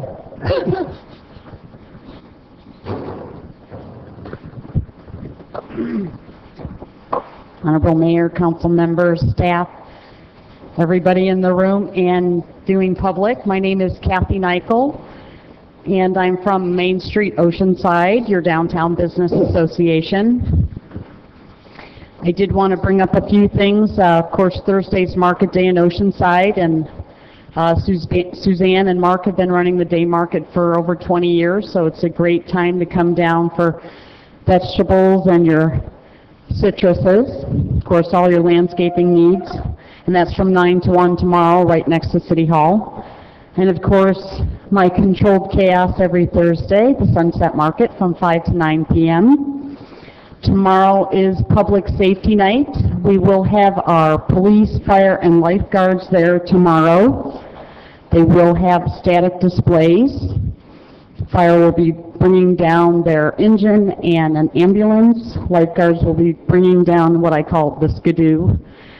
And of course, the police department will be bringing down their command control center, SWAT vehicle, and one of their SWAT boats. So that's a very cool event. Great time to find out about how you can be safer in the city, how you can help out your safety team, and there's also some nice little gifts for our family and their children. Also, we want to thank Oceanside Photo and Telescope for hosting Astronomy Night last week. The weather wasn't totally cooperative as far as a little bit of cloud cover, but at least it was sunny and no rain. And then, of course, the last thing I'd like to talk about, two things. We just talked about the 125th celebration of our city. The committee has put together a booth, a photo booth, and also the pamphlets that were handed out tonight, the 100-page pamphlets, are there at the market every Thursday next to the information booth for free. So that's every week. Last event that I'd like to talk about is our parade, which will be held on June 29th. That's Oceanside Independence Day Parade. For those who don't know, we've been having a parade since before 1900. We do need volunteers, and we will have applications out. Information about the parade is at oceansideparade.com. We will be celebrating our 125th celebration, our anniversary for the city, so you can guess what the theme is: past, present, and future of Oceanside. So, hope to see you there. Information is on our website at MS Oceanside. Visit us at 701 Mission Avenue, or give me a call at 760-754-4512. Thank you. Thank you, Ken. We have 7 speakers for items off of the agenda. You will have 3 minutes to speak, and you can come to the podium in the following order. First, we'll have George Brown. Second, we'll have Brian Crew. And third, we'll have Aaron Morin. George, how are you, sir? Good evening, Mr. Mayor, council members. George Brown, 911 Miguel in Oceanside. I appreciate the opportunity to speak to you tonight about the Oceanside Charitable Foundation. Since 2009, we've contributed over $170,000 to nonprofits to support our community. In 2009, we worked with civil society with a focus on youth programs. In 2010, it was Health and Human Services, where we provided increased access to food. In 2011, Environmental, with a focus on education. In 2012, Science and Technology, again with a focus on education. This year, our 5th year, is Arts and Culture, and we're looking to donate, or we're looking to provide about $50,000. We are seeking projects to grant these funds to that will demonstrate community engagement through the arts, culture, and diversity that will have a long-lasting effect on the city of Oceanside. Specifically, these projects will utilize arts and culture to increase awareness of relevant issues, encourages community involvement and participation, increases opportunities for cross-cultural dialogue, and to contribute to neighborhood and cultural affirmation. We would like to ask the council members if you know of organizations that could provide projects to support these goals. We'd like you to have them contact us or Google Oceanside Charitable Foundation, and that will take them to our website. The name is really too long to give to you tonight. But we also are having a grants form that will explain the process to any nonprofit or an organization that has an association with a nonprofit on the March 6th of this year, which is coming up real soon, at the Oceanside Chamber of Commerce on 928 North Coast Highway. And also finally, I'd like to ask those who are not members to help join the Oceanside Charitable Foundation to help us make Oceanside a better place to live, work, and play. You will certainly make a difference to our community. Thank you.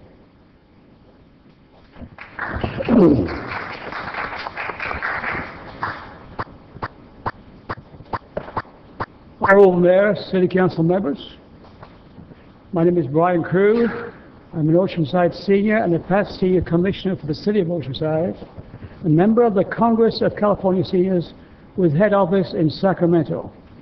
My report will go to Sacramento this weekend based upon the notes I have made, and I found in the last 30 minutes I've scratched out all my notes, replaced all the negative stuff with positive stuff. This is 125 years, so let's look at all the good stuff. First of all, the Senior Olympics will be held in San Diego County this year. The Executive Director has asked me some help in selecting local venues for the Senior Olympics.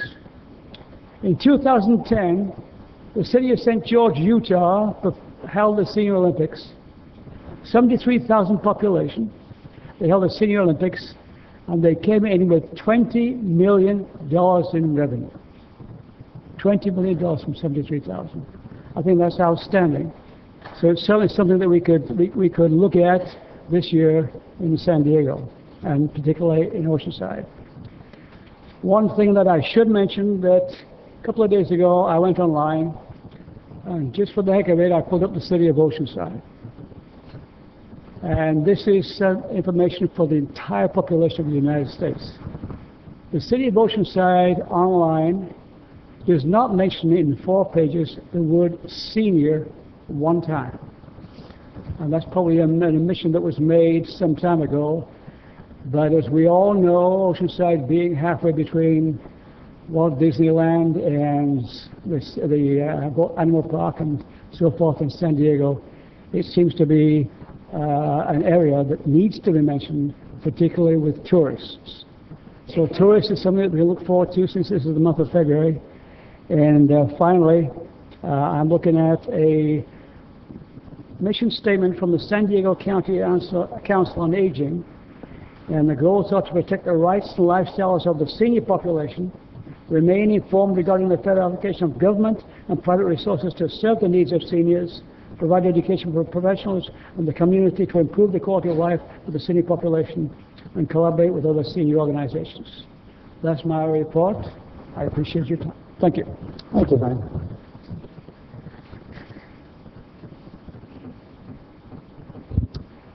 Hello. Hi. Good evening. I would like to start out to ask you guys a question. How many of you have watched the Super Bowl this past February? I just hope a lot of you have. And if you have not noticed the commercial that came on from Dodge Ram, I have. And I am going to share that video with you right now. So let's see. Luigi's coming.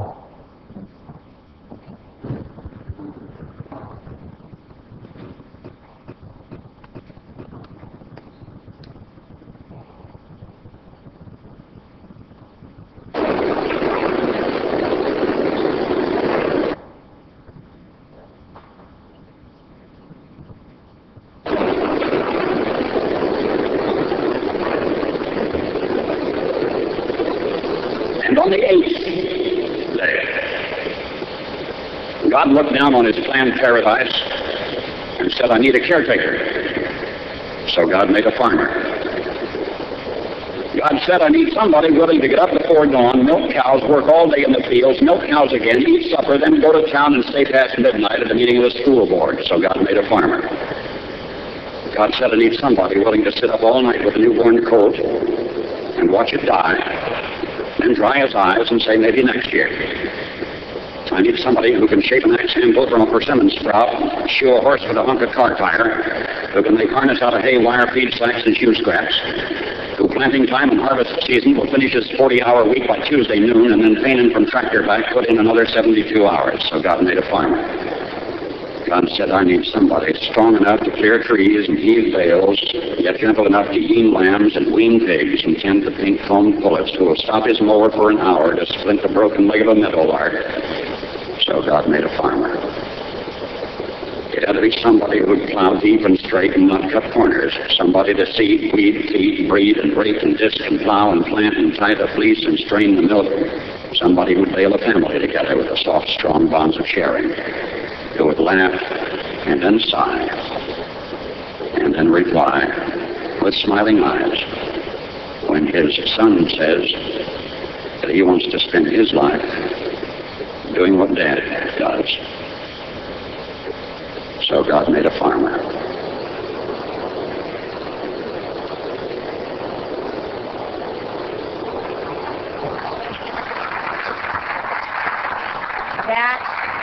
That is the message my father gave to me, because my family owns a 311-acre ranch.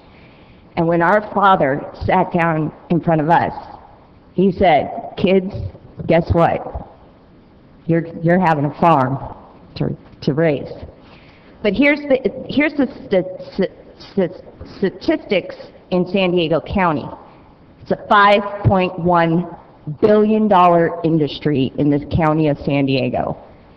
This is an impact. If we are developing major housing, that $5.1 billion industry is going to be a major impact on that number. We have got to start thinking of other options. We cannot develop over farmland. We need to produce our food. We got to keep food growing. I know Singh, I know Milano, they want to get out, but we have to remind them we have to do it smartly. Even Karen Green wrote a real good article regarding this planning development in our neighborhood. But if we don't be careful, there's going to be consequences, and we won't be able to farm anymore.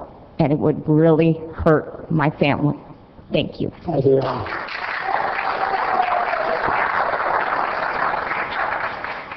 Next three speakers we have are Rod Brasley, Francis Kazurski, and Dorothy McCorkle.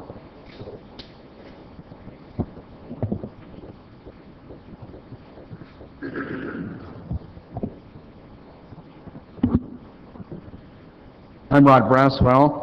I live at 276 North El Camino Real in Oceanside.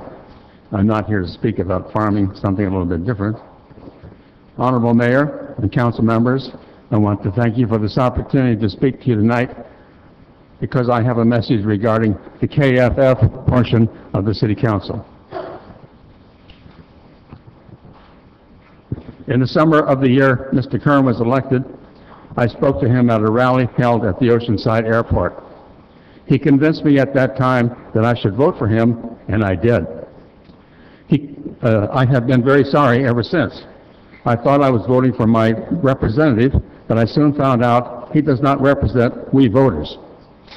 I have always thought that the council members were to represent the voters. The KFF council members wasted over $200,000 to pass vacancy decontrol last year against the wishes of the voters. Multitudes of speakers came to this podium to ask that they not proceed with this initiative, and they proceeded anyway. They ignored the obvious and placed it on the ballot for a 2-1 defeat. Why do these three council members choose to continuously ignore the wishes of the public they are supposed to represent? These same three are now pushing for the Melrose extension.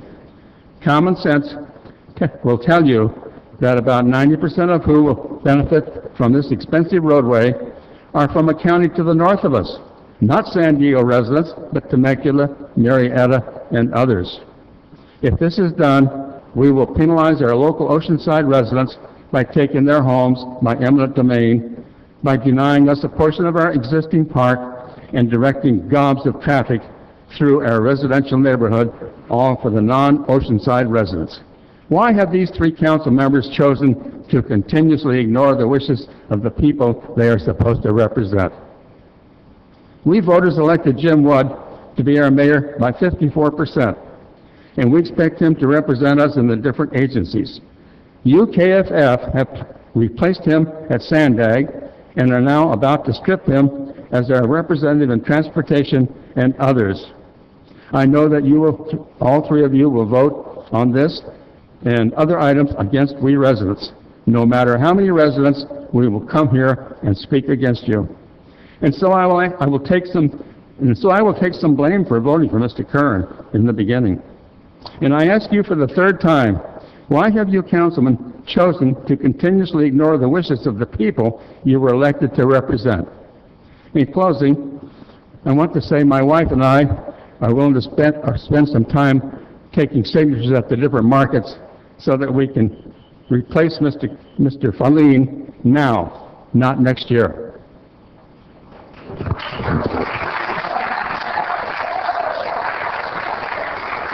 Mayor, council members, Francis Kozerski had an appointment and he asked for me to read this. Is that okay, sir? Certainly. Thank you. Okay. These are his words, Francis Kozerski's words. Mayor, Jim Wood, and members of the Oceanside City Council. Approximately 55 million babies have died in America through abortion. Planned Parenthood literally receives hundreds of millions of dollars in U.S. government taxpayer funds to advocate abortion to pregnant mothers. Please write your U.S. Congressman or U.S. Senator to advocate for adoption. Every Democrat should give the adoption option serious action. Every Republican, independent, nonpartisan should consider adoption, not abortion. So support your local pro-life counseling center, Francis Kozerski, Citizen for Life.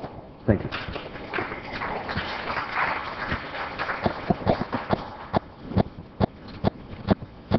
Good evening, Dorothy. Good evening, Mayor and City Council. Hold the mic down, please. Down? There we go. Okay. Dorothy McCorkle, 4610 Bristol Cone Court, Oceanside. I want to thank the San Diego Humane Society for bringing the little animals in, and I hope they'll be adopted. I don't know if they brought a pit bull that would happen, but anyway. World Spay Day, as they said, was yesterday, previously called Spay Day USA. It's now a worldwide program of the Humane Society of the United States. The purpose is to educate people about the need to spay and neuter their pets. There's a major overpopulation of animals, resulting in animals being killed for lack of homes. Spaying and neutering will reduce the number of animals, the number of births, thereby saving lives. The statistics are startling. One pet is killed every 10 seconds in the United States. Spaying and neutering is a safe and reliable surgical procedure that sterilizes the reproductive organs of the animals. A cat's breeding cycle is 3 to 4 times a year. A dog's 2 per year. If you think in terms of humans, we have only 1 offspring usually. Pet litters can be up to a dozen. Whether planned breeding or accidental, it's simply arithmetic that there will not be enough homes unless breeding is unrestricted. Shelters are continually flooded with animals. Sadly, some loving pet owners have had to give up their pets because of the economy. These pets add to the many litters that come into the shelter because the owners cannot find homes for them.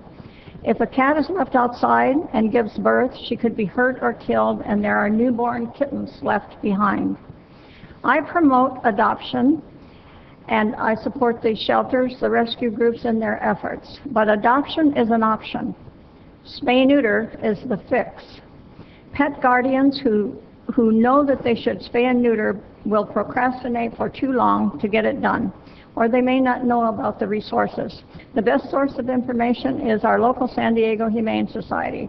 Sterilization clinics, and this is a new program, are taking place on Tuesdays and Thursdays at the Oceanside shelter.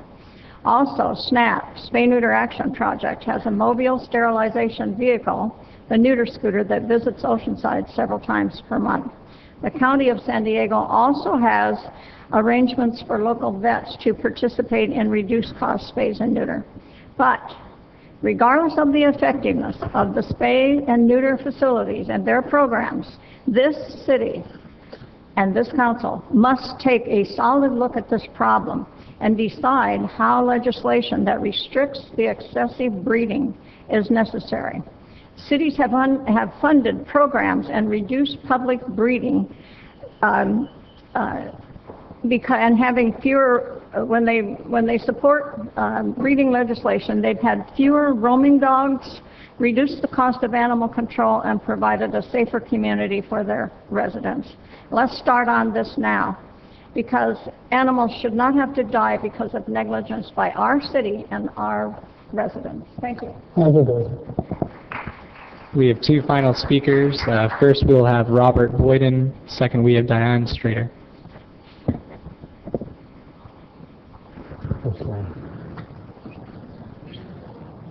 I'll try to speak into the speaker this time a little bit more. As you know, I was here at the last council meeting. My name is Bobby Boyden, better known as Casper. I was a professional skateboarder through the 70s and a business owner in Boyden Tile in Oceanside. I'm happy to be here on the 125th. I've been here 49 years, but I'm speaking on an issue that's very serious to me, and that's homelessness, because I find myself there right now. I've observed what's going on since the last council meeting, personally, on the streets. In fact, 3:30 this morning, I got taken by gunpoint by two officers, and Bernard, Bernard's a very respectful man, and I appreciate their jobs. But the homeless people are not being treated very fairly in the city of Oceanside, and I would like to address the city attorney, the city manager, and the mayor to have a meeting and have an advocate for the homeless. And I would certainly volunteer gone through it myself right now. This needs to be addressed. They're going as far as taking trees out of habitats for animals that are their homes to get to these homeless people. They're mowing down canyons. These people are just trying to survive. They're all in it for different situations. Mine is an injury. I can speak for a lot of others, but I'd rather do that in close quarters if I could have a meeting with the mayor and the city attorney and the city manager. And thank you all. Thank you very much. Could you hang around the back for a second? Diane Strader, I'm from East Side. What prompts me to come tonight is that I was at a neighborhood watch meeting with Officer Dulce Fish, and I was saying to that group of people how much I appreciate the Oceanside Police Department. And several of the people on that committee said, well, what are you doing about it? Well, that stopped me a little short. So this is my first step to do something about it. I'm coming before you to tell you, I think you have one of the most wonderful, best police officers in all of San Diego County. I also think I appreciate them because of their professional neighborhood officers that come in and try and help each of our neighborhoods. I appreciate the meetings that they have with us to inform us of the different jobs that they have and how they can help us. In fact, I attended one of those last month, or at the beginning of this month, I'm sorry, and one of the detectives is actually going to be coming to our meeting tomorrow to give a presentation to the East Side neighborhood. And also the fact that we have the neighborhood watch and they keep us informed of what's going on. In addition to that, I think we should honor and respect our officers. Yeah, there's some guys that are new. There's some guys who don't always handle themselves quite the way they should. But the nice thing about it is you can tell somebody about it and that gets changed and that gets corrected. But in order to honor them, I also think we need to make in mind that they could lose their lives. And I do believe we have a dedication coming up March 7th or 8th, I'm not sure which date it is. to honor one of those fallen officers. They lose their lives. I think we should compensate them adequately for that. And since they are not eligible for Social Security, I do not think we should take away their pension funds. I think we need to honor the police of Oceanside because they are so good. Thank you very much. No further public at this time. Okay. Thank you very much. And with that, Mr. Clerk, I'm going to jump all the way down, if I may, to 32, Councilman Feller's item. Item number 32 is request by Councilmember Feller for presentation of the California Hero Property Assessed Clean Energy Program and direction to staff to initiate actions to participate in the program. Councilman? Thank you. I ran across this. I think it's appropriate for us to review this program as well as any other programs that could be coming forward. So with that, I would like the presentation to begin.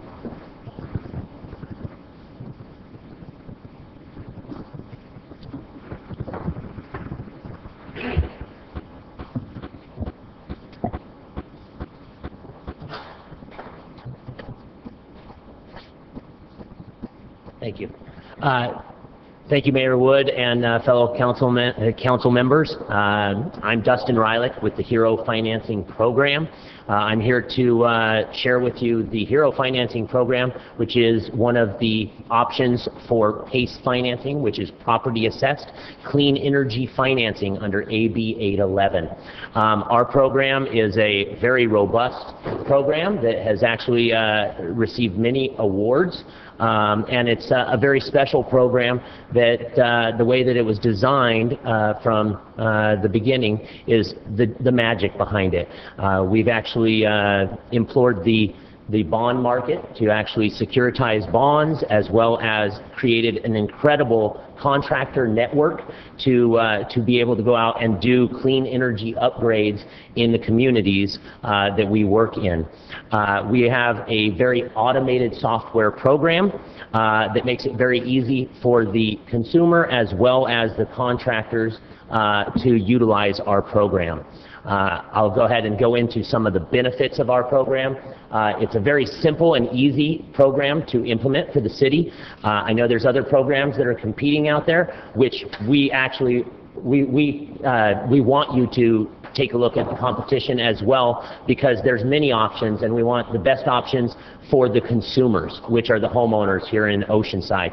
But the good thing about our program is that we have a simple resolution to act on. There's no cost or administration to the city of Oceanside. Hero, as a program, creates jobs and job opportunities in Oceanside, here locally in Oceanside. It's going to lower energy bills, increase property values, and reduce emissions, and it's going to be a locally controlled program where you can help us to do that marketing with no administration and no cost to you as a city.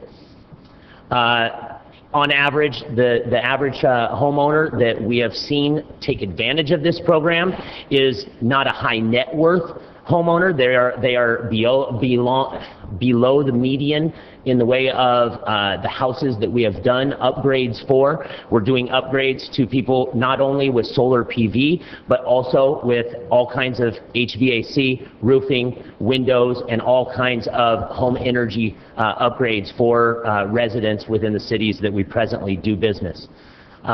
We have many stories and many different contractors, of which I have some here with me today, local contractors that want to put people to work here in your local community.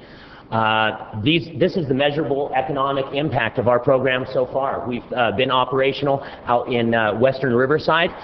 We've put together over $100 million, it's actually $123 million to date, worth of projects that have been approved. Over 2,500 jobs have been created, saving plenty of carbon emissions and so forth.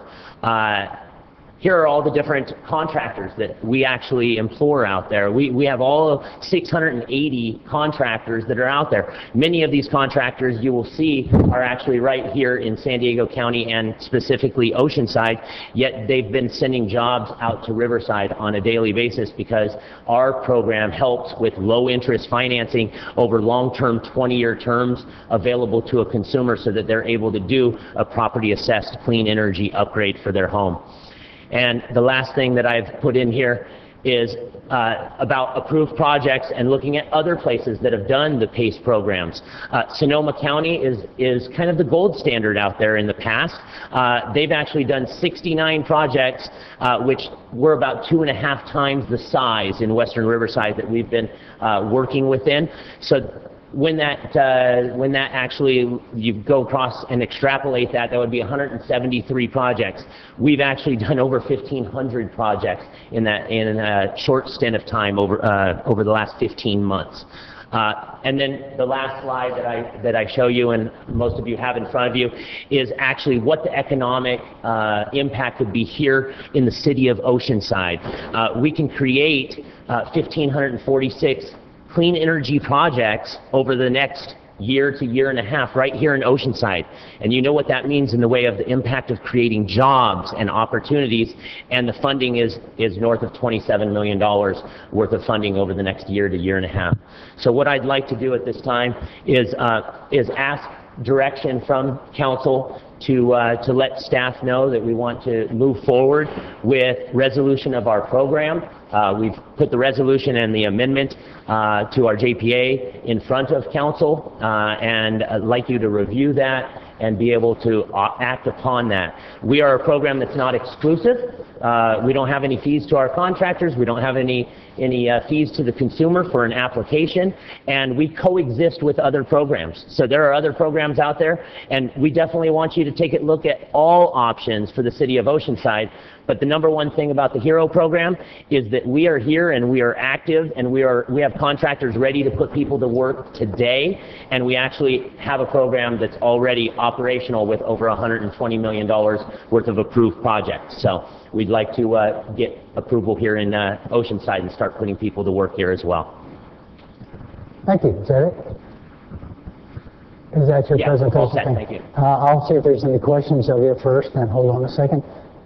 I think there's public. Mayor. Well, I want to go public too. I think I'd like to hear the public That's first. what I was going to say, public next. I'm sorry. Sir, if you want to sit down over here at sidebar, maybe that'll be fine. Take notes if they got questions, and please. Yes, we have a number of individuals wishing to speak on this item. First, we'll have Tara Kelly. Second, we'll have Roy Haslip. And third, we'll have Dave Watt. Ladies and gentlemen, there are two podiums. If somebody's speaking, you can go stand at the next podium and get ready if you wish. Good evening. Good evening, Mayor Wood and honorable members of the council. My name is Tara Kelly. I'm a community developer at Sullivan Solar Power. Could you say which city you live in? I live in San Diego. Okay. And our company has been closely involved with working and advising local governments on PACE programs throughout Southern California since 2009. Sullivan Solar Power is one of the top 10 solar contractors in California. We've installed over 1,400 projects throughout Southern California with many clients here in Oceanside. If the city of Oceanside made HERO financing available to residents here, not only would it assist your constituents in declaring energy independence, saving money on electricity each month while reducing their carbon footprint, but it also help grow the local economy, putting local residents back to work. Solar also assists our country in reducing our dependence on foreign fossil fuels. Sullivan Solar Power has financed several projects in Riverside County utilizing the HERO financing tool, which has administered successfully both for our company and for our customers. The HERO financing tool makes solar available, and with their no credit score requirement, many of our clients who failed credit scores weren't able to go solar with leases. They were able to go solar through the HERO program. It's simple. It's a pain-free process. Our project developers are big fans of it because it is such a simple process, and it allows homeowners that otherwise couldn't go solar declare energy independence. Our company has ran over 20 cashback community solar programs throughout Southern California, and our most successful one was in Temecula last year, where many of our clients were able to utilize this hero financing tool. So we truly believe if this program is adopted here in Oceanside, that your residents would be able to declare solar, or declare energy independence with solar, saving money each month. In closing, I would like to express our company's support for the hero financing tool and anything else that the Oceanside City Council can do to support the growth of solar and renewable energies in Oceanside. Thank you for your time and consideration. Thank you, ma'am.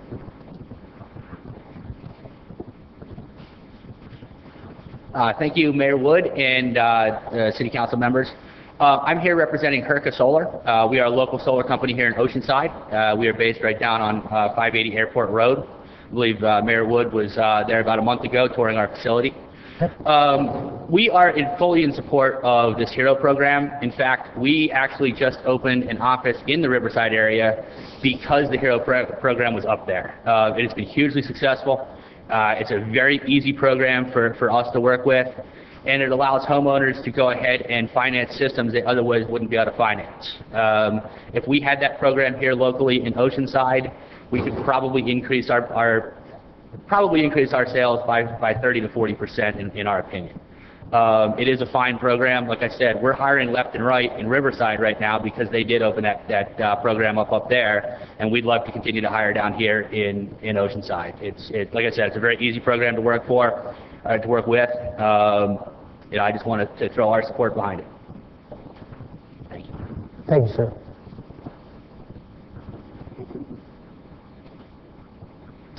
Hello, Mr. Mayor and City Council members. I'm Dave Watt with Solar Watt Solutions.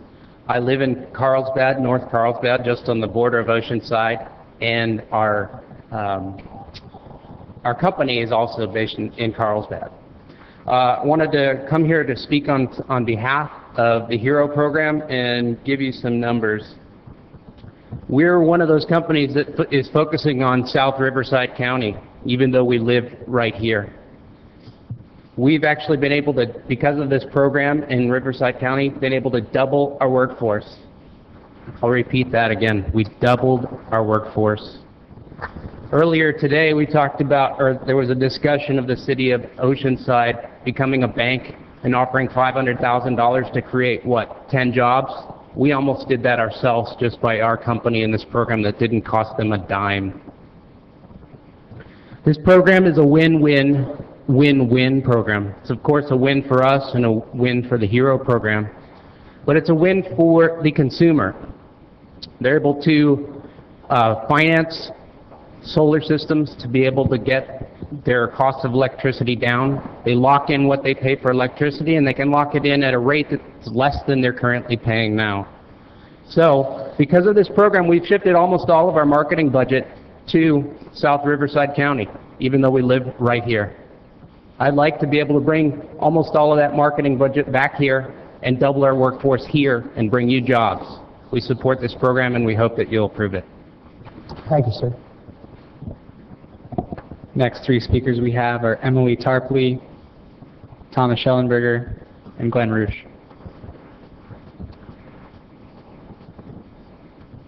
Good evening. My name is Emily Tarpley. I am a solar energy consultant for McGuire Electric in San Diego. I am here in support of the HERO program and offer a testimony to its effectiveness and its positive impact on our small business. Not only has the HERO program brought more jobs and more work for our company, but it has allowed average homeowners, average United States citizens, to the ability to choose clean, renewable solar energy over the inflating costs of the utility companies. It has offered this huge impact on the consumers themselves, huge impact on the small businesses such as McGuire Electric, and a huge impact on the communities that support it. It provides jobs, and it provides an economical standpoint to start.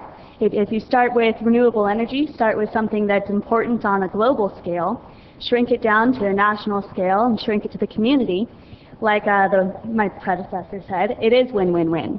The consumer, the small business, the community, nation, and on a global level. I am in support of the HERO program. Thank you. Thank you. Hello, my name is Glenn Roche. I'm with Synergy Companies. Thank you for having us here tonight. I work out of Riverside. My office is in Paris. We have an office here in San Diego. Last year, Synergy Companies in California alone was in about 50,000 homes. A lot of the focus this year, or this year, has been directed directly towards the HERO program, as we just heard. A lot of people are focusing on their budgeting in Riverside County.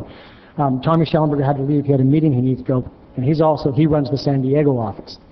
And so he's unable to speak, but what he probably would want me to say was, hey, we really want the HERO down here in San Diego, so I don't have to send my guys up to Riverside to work, because that's what we're doing right now. Is we're hiring a lot of people, lots of people, interviewing daily because of this HERO financing program that's available to people. And we heard a lot about solar, but one thing that we do is we do energy efficiency measures to people's homes. We help educate people as far as like insulation values, R values, proper R values, windows, duct tested sealed, radiant barrier, all these things that can reduce the load on someone's home. It's amazing the people that we can help, because they have no clue about it really, and then they don't really have the ability to finance it. But with this, it's just a 2-minute phone call. This is available to most responsible homeowners, that they can do this. And just a quick story is, I've been able to meet many people who I've become really good friends with, to the point where I was able to help one lady out who was unable to bring her husband home, who was dying in the hospital because their home was too hot, and they didn't have money for the air conditioning or for the windows in their home, which was just terrible, bad air infiltration and everything. We were able to seal the envelope, insulate the home, put in an HVAC system, and make it so her husband could come home and be at her house and live his remaining of his days out. Oh, yellow light. Okay, so in closing, it really is a win-win-win-win. It does provide a lot of jobs for people, and it does make it a lot easier for homeowners to afford that comfort and energy that's going up. So thanks for your time, guys. Thank you. We have one final speaker, Sherry Winter. You may come forward at this time.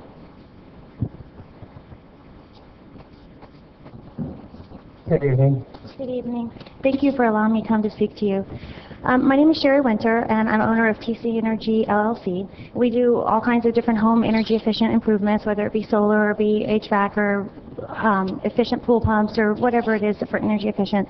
And I'll just tell you guys that I am absolutely 100% in support of this program. I'll just say this, that for a lot of different reasons, it just opens the door for people in business, for jobs, for economic, just all different kinds of things. I sit with homeowners all the time who, because of the economy, their credit score, they just can't get normal financing, but they desperately need something in their home, and the HERO program allows them to get it. I was on the phone this afternoon with a man that I talked to, and he said, my energy bills are extremely high, but people have come out here before, and I never passed the credit, so you might as well not try. I said, well, you know what, it'll take us 30 seconds. Let's just see if you get approved through HERO. He got approved that fast. He was so excited because everybody else had told him no. And the HERO program just opens the door for people that otherwise wouldn't have the opportunity to be able to get those things for their home that they need. I was with another customer who literally his energy bill was $295 a month. Through the HERO program, we got it down to $195 is what his electric bill went down to. His wife turned to him and said, well, that's $1,200 extra in our budget that we're going to have. I can go to the clothing store. And it just is those kind of things that the homeowner is able to, in your community, put it back into the community for money that they're saving through energy efficient products. And some of them would never be able to get it otherwise. I just wanted to say this, I'm a single mom with 3 kids, and I fully, absolutely owe the HERO program for my business that I started, and I myself alone, just this month, have almost $400,000 in business written with the HERO program by myself without my other employees. And that's a lot of extra income that those people would have never ever been able to do, whatever it is, whether it was the roofing or the HVAC or whatever, without the HERO program, because they couldn't qualify any other way. And they love the fact that it's a tax deduction for the interest. There's just a lot of components to it that are really great for HERO. So I'm just very much in favor for it. I have an office that's in Riverside. Because of the HERO program, my marketing dollars don't come to San Diego because I market where HERO is. I have plans to open 2 or 3 more offices, and it'll be where the HERO program is, whether it be San Diego County or San Bernardino County, but that's what I'll follow because it offers so much more opportunity for the homeowner. Thank you guys for your time. No further public at this time. Mr. Feller. Thank you. I just wanted to set a couple of parameters here. First of all, Dustin, what, as clearly as you can make it for us, what would you be asking from us, and actually, why do you need us? And then, do you and all of your contractors that work through you have business licenses, you know, contracting licenses, all the things that are necessary to do business here? And I realize that you're already up and running, but we also need to make sure that you as a business, that the HERO projects go forward with the idea that, you know, we heard us talking a little earlier about jobs, and if there are as many jobs as we're talking about, I would sure like to be letting our residents know that in some form or fashion. So if you could answer those, and then I'm sure other council members have questions. So. Is your mic on? Do you know? Okay, sorry about that. Our business, Renovate America, who runs the HERO financing program, is right here locally out of Rancho Bernardo. All of our contractors go through an approval process where they're licensed, bonded, insured, and so forth. If you require permits here in the city of Oceanside, they'll be getting those permits, and we make it part of our financing that if those are a requirement for your city, that we make sure that those are part of the funding process. So hopefully that answers that question from a licensing standpoint. What I'm asking for is we have a very simple process from an approval standpoint of each city. We already have the California HERO JPA that's established through WRCOG. What we do is we do a small amendment to that where you become an associate member so that they're able to actually issue assessment bonds on behalf of your homeowners when they actually do a clean energy upgrade. We also have a resolution that you sign the resolution as a council just so that you make it available, the HERO financing program available to your local homeowners. So hopefully that answers your questions. If I could just interject quickly, the resolutions and the amendment are actually not in front of you today. So if you give direction to initiate the process, we would bring that back at a future meeting. Right. I think that answers my questions for right now. So, Mayor. Councilmember Sanchez, please. Excuse me. Thank you, Mr. Mayor. We had a presentation by what is called HERO. It's a program, one of several PACE programs. PACE stands for Property Assessed Clean Energy Program. It's a way of financing, for example, solar, right? Solar panels for homes and businesses as well? Right, businesses as well as homes. Right, and normally it takes about, what, 10, 15 years to get back, I think it's 10 years, to get back the cost of the solar panels, right? I couldn't answer that, but any one of my my contractors could answer that question for you. But it's far less than that. Okay, well, it has been that much, and I know that the state, the state had a program, or had a goal of having like 1 million new solar or homes. 1 million homes have solar. And they had, some funds made available, say, to offset some of those costs. And what was that? That was about a clean energy upgrade program. Yeah, it was a grant program that actually, as many of the different programs. Right, it was about 4 years ago, as I recall. Yeah. They said, this is our goal, 1 million homes. I think they came up short of 1 million homes. The county has also adopted some legislation that allows homeowners to put that on their tax bill, I think, and to try to get to simplify or try to get that, make it easier for the financing, because it is a big. It basically is the reason why it's something that anybody would consider, a city, for example, it would be to make it easier for residents and businesses to put solar paneling on their homes, on the businesses, because it is a nice chunk of change. Now, what I understand is that we had already been talking through our city managers, and I guess through the mayor's committee, about establishing our own JPA, our own, which means that we would have some control over it. And we had given direction to our city manager to work with or meet with the city managers of, is it San Marcos and some other managers? Right. And so I was going to ask Mr. Weiss if he's had a chance to participate in some of those discussions, and if you could give us some kind of report, if you have a report, Mr. Weiss, on the status of that, because we have been trying to put that together through the county. We were hoping that the county would give us the legislation so then we would join in.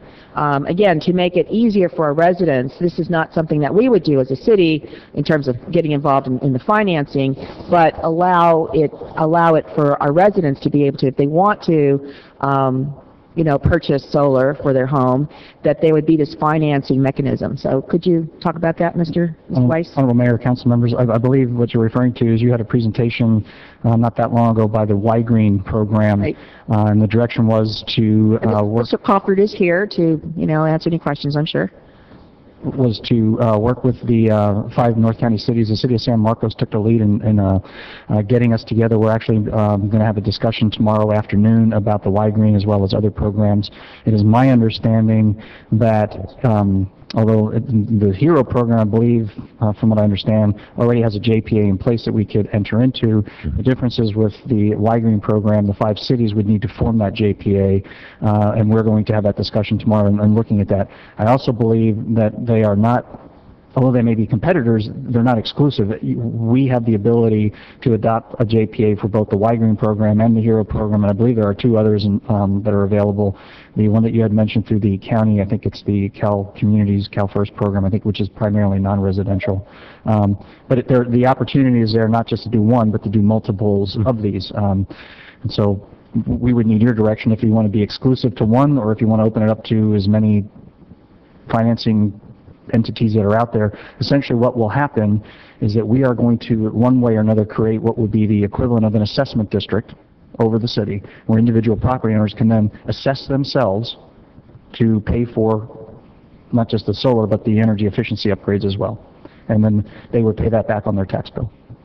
So we are meeting tomorrow. We're going to look at what it's going to take to set up a JPA with just the 5 cities. But it is my understanding that several of the other cities have already been approached by the HERO program. And I won't know until tomorrow afternoon whether they're pursuing them independently or with the other programs as well. If I may, real quick, Councilmember Sanchez, I did meet with all the North County mayors on this, and we've been addressed hot issue. Everybody would like to go to solar. Some of it is cost. With all the mayors at that meeting, they want to get together, like I say, with the city manager tomorrow, but they also didn't want to make it exclusive. I think everybody should be able to. What I'm getting to, we wanted to hear from you, but as an action tonight, I want to hear about tomorrow's thing too before we do. I just wanted you to know. Thank you. Sorry. So based on what I just heard from Mr. Weiss, then we as a city would not say, Oceanside resident, we want you to do your financing through, X. It would be just setting up the ability to have them financed through, or put it on their tax bill over several years. If there are, let's just say there's 4 programs and we allowed all 4 programs, it would be like choosing Bank of America over Wells Fargo over the credit union to finance your mortgage. There would be multiple opportunities, and I would imagine I don't know for sure, but I would imagine they may have different interest rates that you could compare, and you'd make a selection based on what's in your best interest. Right. Well, one of the things that I had hoped to have a report back from from our city manager was, what are the benefits to our residents, and what are the best possible terms and conditions that we could have for our residents? And we haven't got, we haven't, as I said, we haven't really gotten to that point yet, and I certainly don't want to get into giving our blessing to one business when in fact there are several businesses out there. And I'm not really clear, because we're talking about creating our own JPA versus, kind of going with someone else and being an associate. Now, I don't know if there is a difference in benefits for either one, and I'm wondering, since we've already heard from one, could I hear from Ms. Crawford, if I could ask you a question? I think we can hear from all of them. You heard the city manager Right, say I have the, I'm sorry, Mr. Feller, I have the floor right now. So I just wanted to ask a question, because I don't know, and this is questions, right? So Ms. Crawford, if you could come forward. Thank you. Good evening. Good evening, and Ms. Crawford, you did present to us, to the council. You have presented, in, for over, I believe it's a year. We've been trying to get the county to move on this, and the county finally, we just gave up on the county, and now we're working on this as a North County project. Do you have an opinion as to whether or not, what the benefits are, if there are any benefits to having our own JPA versus hooking up with an existing JPA? A couple of points of information for you. We actually have an update that will be of interest to you, Councilmember Sanchez. Was it yesterday? The Board of Supervisors, I'm sorry, it's only Wednesday. It feels like Friday. They finally did something? Finally took They did. Oh my gosh. yesterday at the request. There was a board letter presented by Supervisors Jacob and Dave Roberts to the Board of Supervisors asking for a side-by-side comparison of all of the existing programs that are operating here in the region, or for that matter in other parts of the state. So the staff, the Chief Administrative Officer and his staff have been, and her staff have been directed to report back in no more than 120 days.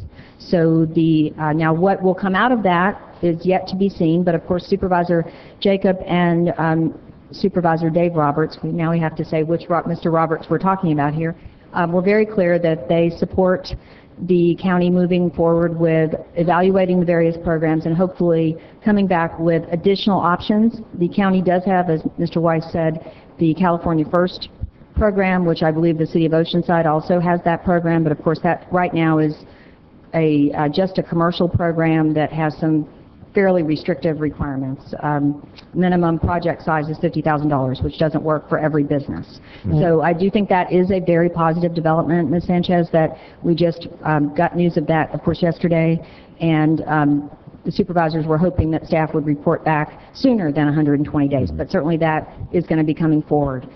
With regard to your question about the JPA, that has been a recurring question from local government, including from the county, cities, because of concerns about administration, liability, indemnity for the cities, staffing time, etc. So there are definitely some advantages to creating a JPA, which is one of the reasons why, of course, I've been talking with the city of Oceanside and other cities around the region about joining together to form a clean energy district JPA, which you can do, and then creating an SB 555 district. So Mr. Rylick's program, the HERO program, is based on the WRCOG program, is based on the first generation PACE legislation, AB 811. SB 555 has an expanded scope.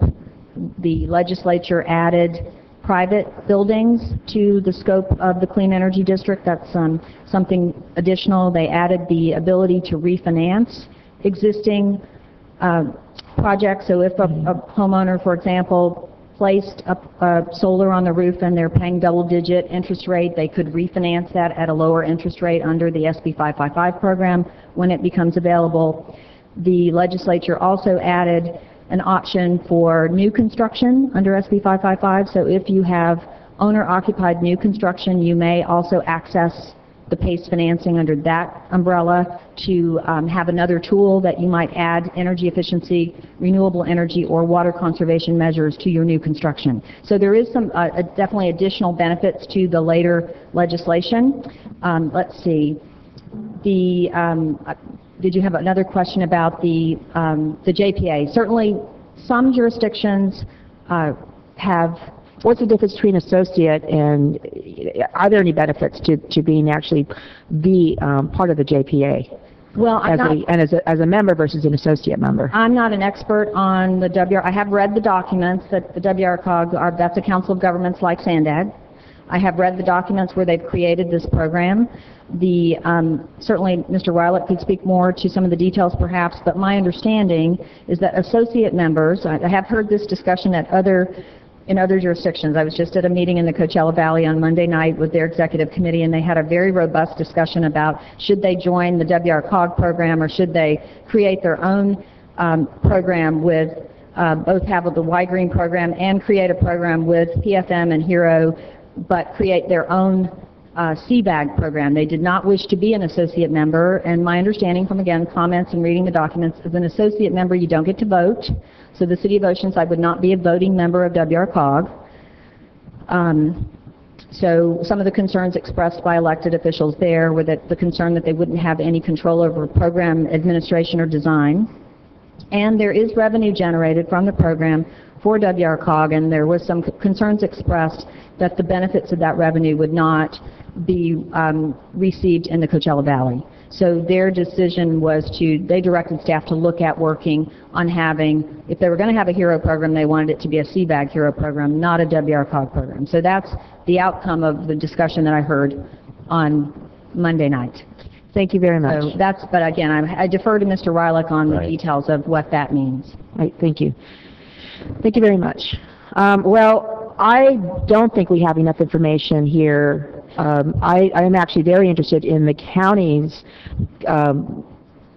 coming up with their report in 120 days, and I think then we'll have more information. It'll cut down on our having to do the same thing. Why reinvent the wheel, or why have staff do the same thing in terms of doing these comparisons when it's already going to be done by the county. So I think we should wait on this and get that information about what the benefits are, which one is going to actually benefit us the most as a city.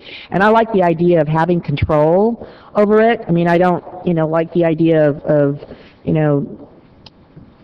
being just an associate. And certainly if there are going to be some revenues produced, I certainly would prefer to have them remain in the region. So I think that this is, it's nice to have a presentation. It was a very nice presentation, but I think most of the presentation talks to the benefits of having a PACE program, whether it's, which one is best created by this legislation or a newer legislation is something I think our staff should look at and with the county staff decide which is best for our needs. So that's what I would like us to do. It's, it sounds great. I think it's, when we talk about generating jobs, we're basically talking about making it easier, hopefully easier, financing easier for residents to be able to get solar on their homes, which means then, generating jobs, because of course it takes a few people to put these things on our homes. So that's where I am. I know that San Diego is the solar capital of the country. Even more so than Portland. I thought Portland was, greener than San Diego, but apparently all the jobs here, all the businesses are in San Diego. So hopefully we would have, because they're already here, we're going to have those considerations in terms of, costs. They're going to be lower because the companies are already here. So that's where I'm at. I think we need more information, and I'm excited that the county has requested this, and I'd like to be able to have a chance to read this. Thanks. Thank you. Can I comment on that, Mayor Wood? Go right ahead. What I would comment towards what Councilwoman Sanchez has stated is that the HERO program and Y-Green and California First program that are out there, we coexist. It's much like our city manager said, that it's like having the option of Wells Fargo, U.S. Bank, Chase Bank, whatever, available to you. Our program is up and running, and it is actually readily available, and presently we have 68 contractors in San Diego County that are spending their dollars on marketing outside of Oceanside so that they can actually create jobs, clean energy jobs. What we're looking to do is coexist with Y-Green, coexist with those other programs so that we can go forward. The All county I'm asking for is that we side by side know, so that our residents know when they call, this is who they'd like to go with because they've got the information, got the facts. Perfect. But apparently, you know, there are going to be more than one, and let's get the facts. Yeah, and the county supervisors, that's what they voted to do, is to take a look at the different programs. But here's what happened with WRCOG and why they're so successful. They decided to move forward with a program because every day that you do wait, you're costing yourself the opportunity cost of not having jobs that are here locally. And we're creating jobs locally, and that's what we want to do with our program. So what I'm looking to do is have you take a look at our program, take a look at our resolution and how simple it is to implement the program, and at the same time be running a program with Y-Green to be establishing that at the same time. If you'd like to have your own JPA, that makes perfect sense. Not a problem under SB 555. But our program can coexist, and you're seeing all of these contractors in this room, and there's many others as well that you can put to work, that their sole purpose is to use HERO financing as a mechanism to put solar and clean energy projects to work in their neighborhoods. Thank you. I think we understand it, and I want to go to the council member, get their input. I don't think we're saying no to anybody. I just want you to know that I knew our city manager was going to meet with all the North County mayors. Sure.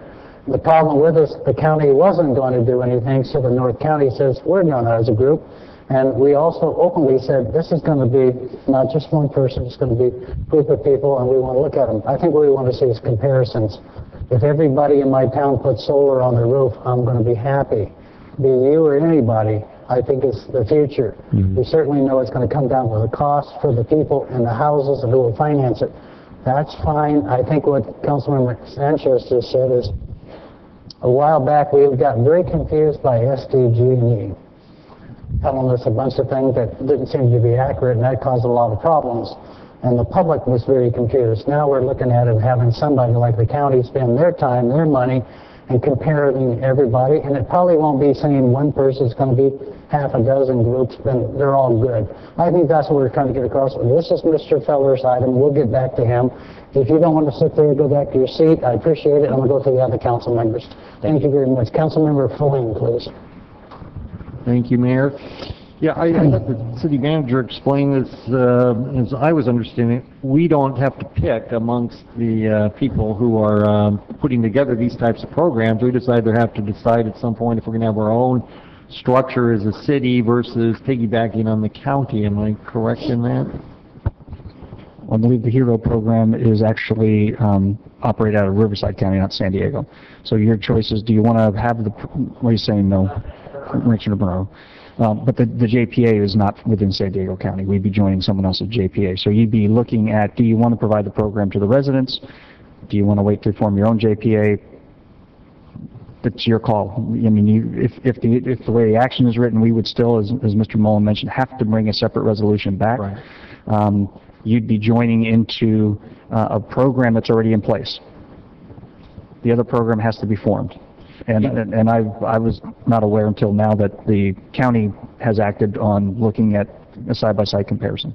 So then, if I'm understanding correctly, that this particular program is based out of Riverside County and San Diego County puts together their own program. Are these going to be in conflict in any way, or is it just a matter, as was mentioned, you just pick which one you want and shop around for the best deal? Well, the direction we received was the 5 North County cities, and that's what we're going to be focusing on tomorrow, is looking at the 5 cities and what the pros and cons are of forming a JPA amongst those 5. Certainly if the county does one that benefits the entire county, that saves us the issue of forming our own JPA. Right, that seems to But under this program, it's then available to the residents. for financing energy efficiency. And I don't, Councilmember Sanchez asked about revenue. I don't know.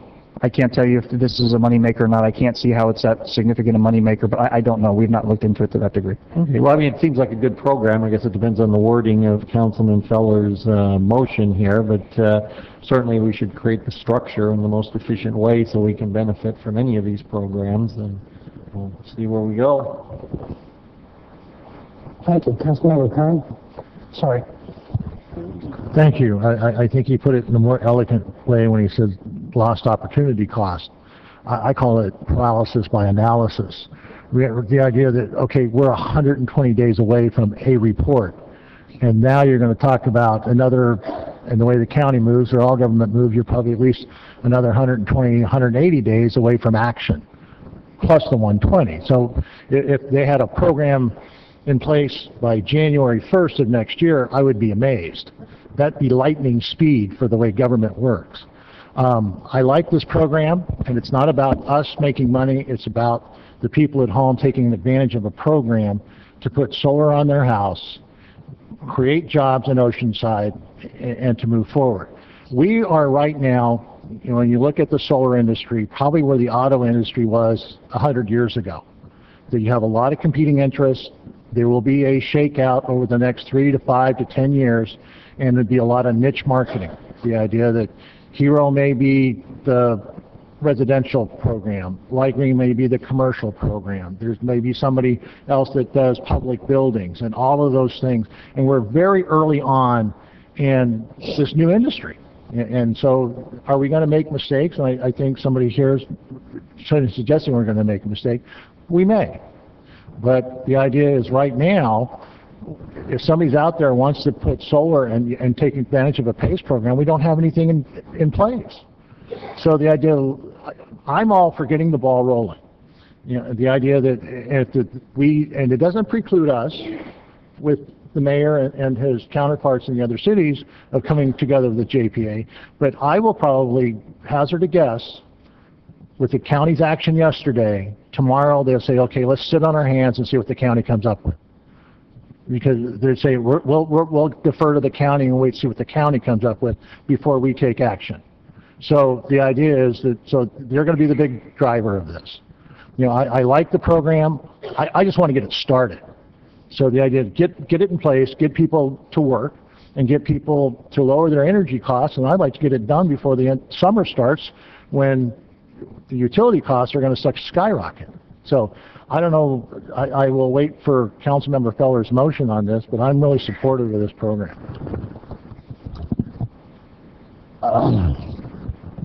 Excuse me, I apologize for the cough. My point is, I think Councilmember Sanchez is partly correct, and by that I mean I need more information on all of these. I think they're all great companies. They're going to do wonderful.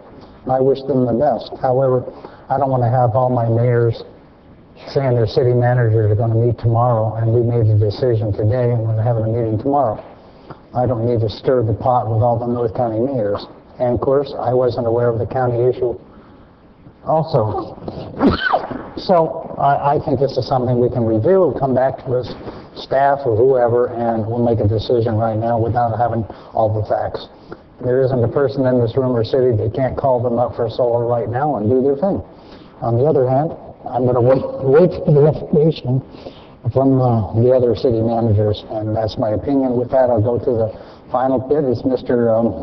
Feller. Thank you. Sorry. Personally, I don't think we need to be a clearinghouse for what people want to do with their own houses, other than if this is the only way to give them the opportunity. I don't believe we should be making any money on the backs of people that are trying to do better for themselves. I don't know how you can think we should be making money there. Are all these, where'd he go? There you are. I'm curious if maybe even the city manager knows, are all these programs up and running that are like PACE, like Hero? At this point, no. Well, I mean, I think we just need to initiate the action to participate in the program. And I make a motion that we do. I'll second.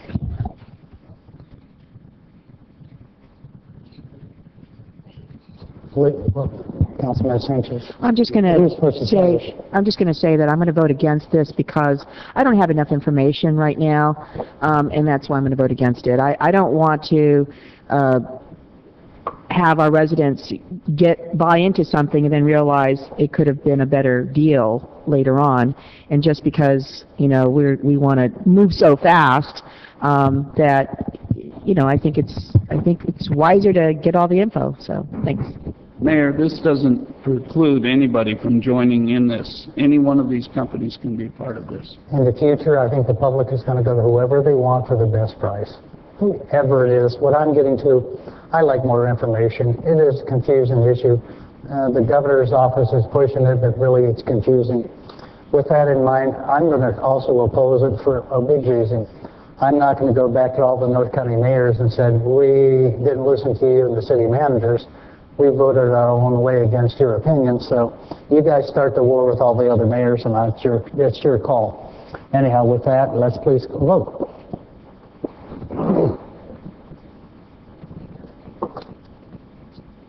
Motion approved, 3-2, Wood and Sanchez, no. Thank you, ladies and gentlemen. I appreciate it.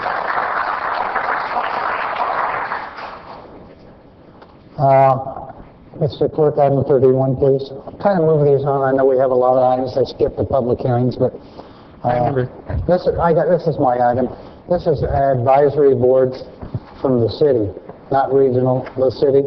You have the list a week in advance, and I'll make a motion to approve it if there's a second.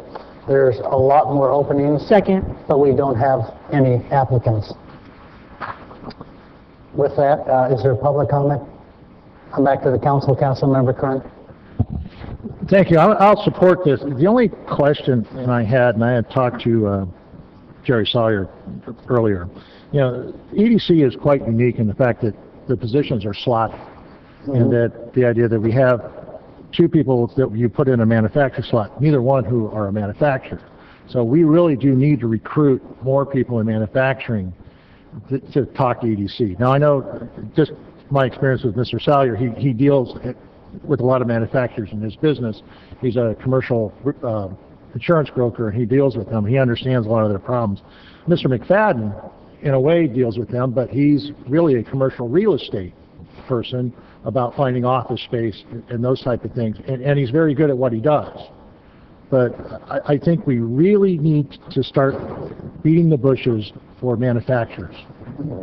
Jerry, I have to agree with you. However, this thing about designations, we wouldn't have a quorum if we had and these people are very good. They're good people, but nobody applies. Yeah, so these people are very good. So I think that's maybe we need to start doing a better job outreach. I did run this by the city. We ran it by the city clerk, Holly, and Tracy from the EDC, and they seem to be acceptable. I'm at the point where I keep asking for people to apply, and we're not getting them, especially in special categories. Well, yeah, and like I said, I have no qualms about the person here. It's just that we really do need to reach out to more manufacturers. And it wasn't a comment about the appointments. It was a comment about. I agree with you. All right. Other than that, are there any comments, Councilman Foley, please? Actually, I have my button pushed, but I did have just wanted to follow up on that comment. Is your motion, Councilman Kern, to approve the list as is, just with the encouragement to look for manufacturers, or to pull these? The mayor made the motion. Second. Well, no. The only thing is, and it's probably direction to all of us, not to staff, but to all of us, to go out and talk to manufacturers about being on EDC. I have other openings in all the categories, and we constantly ask the council about people to apply. When I get the list for certain ones, there's nobody applying. And if you don't put your list and if you get the police department clearance, I don't see the list. So again, ladies and gentlemen, if you want to get involved, there are openings. You go to the clerk's office. Certain categories and certain committees, like harbor and beaches and economic development, break down for special categories. You have to be part of that to apply. I'm not getting them, and it will be, we don't have a quorum, it'll stop. I've been asked by people on the economic development to start putting people on. This is all I have. I put it in front of you. I thought he'd be a good representative of the city and the Chamber of Commerce. And that, I put a motion in a second for the list as it stays. If you guys can bring more names in, I'd appreciate it. With that, you want to please vote?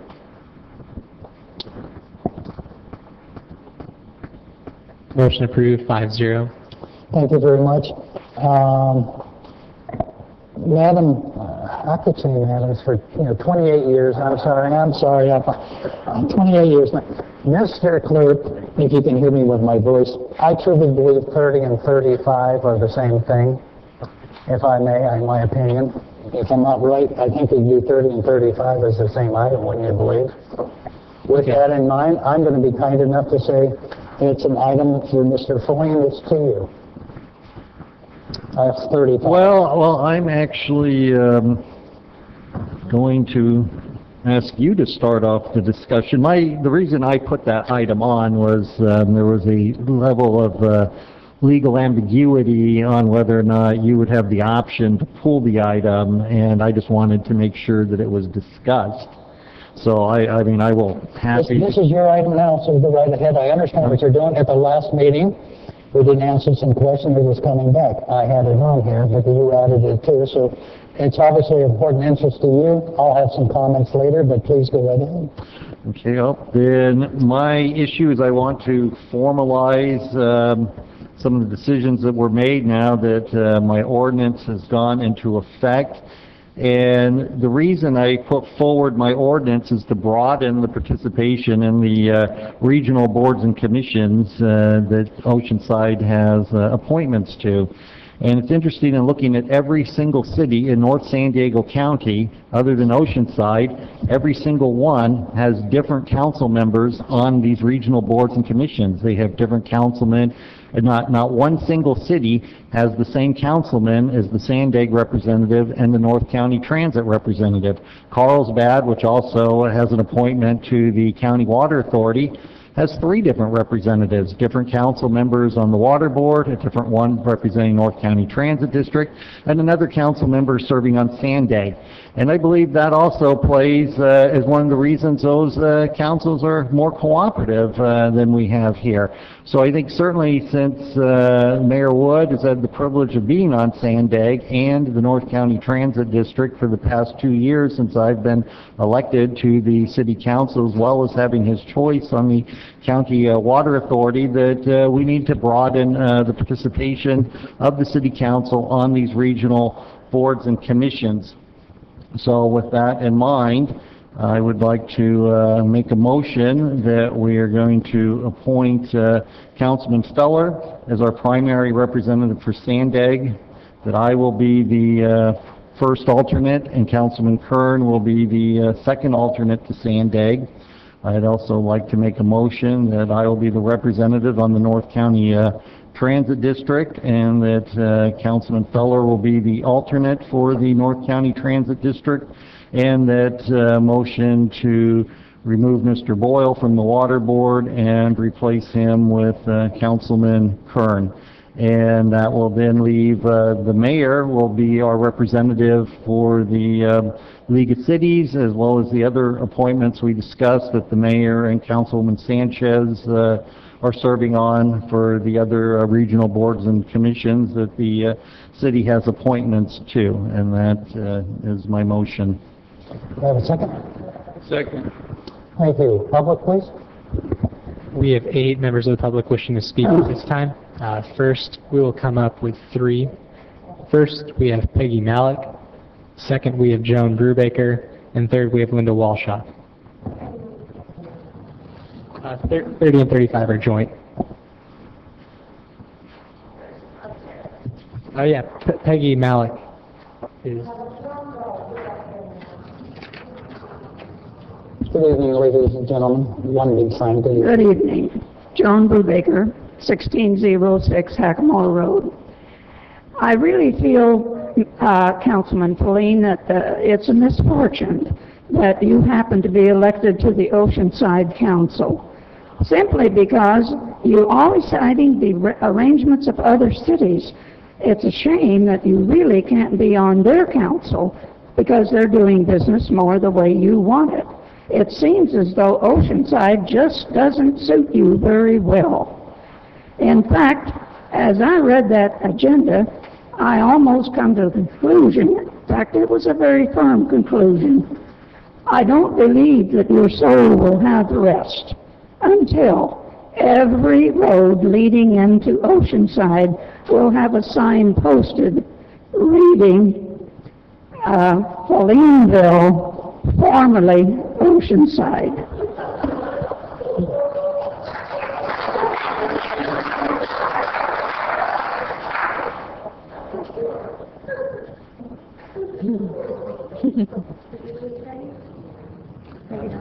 She'll come next. Okay. Good evening, Council and Honorable Mayor and Esther. In 2012, Mayor Wood got 30,844 votes, 54% more than twice of those received by Mr. Kern. Also in 2012, Ms. Sanchez got 26,302 votes, more than any other council member. This council majority has become a cancer to the election process and to the voters of Oceanside. Mr. Kern, Mr. Feller, and Mr. Feline should be embarrassed and ashamed of lowering themselves to the level of schoolyard bullies. Since Mr. Kern failed to win last November's election, this council majority have abused the powers afforded them by the city charter and continue to override the will of Oceanside voters and steal mayoral powers of office for themselves. Even the few voters, less than half the number who voted for Mayor Wood, who voted for Mr. Kern, cannot support these sore loser tactics. Every action this council majority takes is contrary to the will of voters and is a slap in the face to every resident of Oceanside who participated in last November's election. Today, again, you intend to further transfer mayoral powers of office to yourselves by your own 3 votes alone, apparently forgetting, or worse, ignoring the 30,844 Oceanside voters who chose Jim Wood as their mayor. The 3 of you also plan to change the process by which this council appoints a deputy mayor so that the office can only go to Mr. Kern and Mr. Feline. Did you also forget that in November's election, Esther Sanchez got the highest number of votes of anyone on the council? Every council meeting, you continue to send the same message to the voting public that this council majority continues to represent special interests over the choices made by the voters of Oceanside. The voting public is also aware that these same special interests who back this council majority are being promoted by recent articles in the Union Tribune and North County Times. We cannot dignify them as news articles because they are entirely one-sided and written by an anonymous editorial staff for publication owned by a billionaire developer whose special interests you also represent. We urge any voter listening to do your own research on the projects supported by this council majority. Learn why Oceanside's own planning department rejected the Melrose extension, that it would cost Oceanside taxpayers $40 million, yet only improve traffic by seconds, not for Oceanside commuters, but for people traveling through Oceanside from Riverside County. It is transparent that this council majority's end goal is to push through this freeway extension in order to develop the Oceanside's only agricultural land at Morrow Hills. Add to that the council majority's support for placing a toxic landfill directly on Oceanside's San Luis Rey River, and voters can count on higher taxes to pay the greater need for city services in Morrow Hills, for installation of sewer lines and sewage treatment plants, higher water rates for increased services and future cleanup of our water supply. Who benefits? Certainly not Oceanside voters and taxpayers of Oceanside.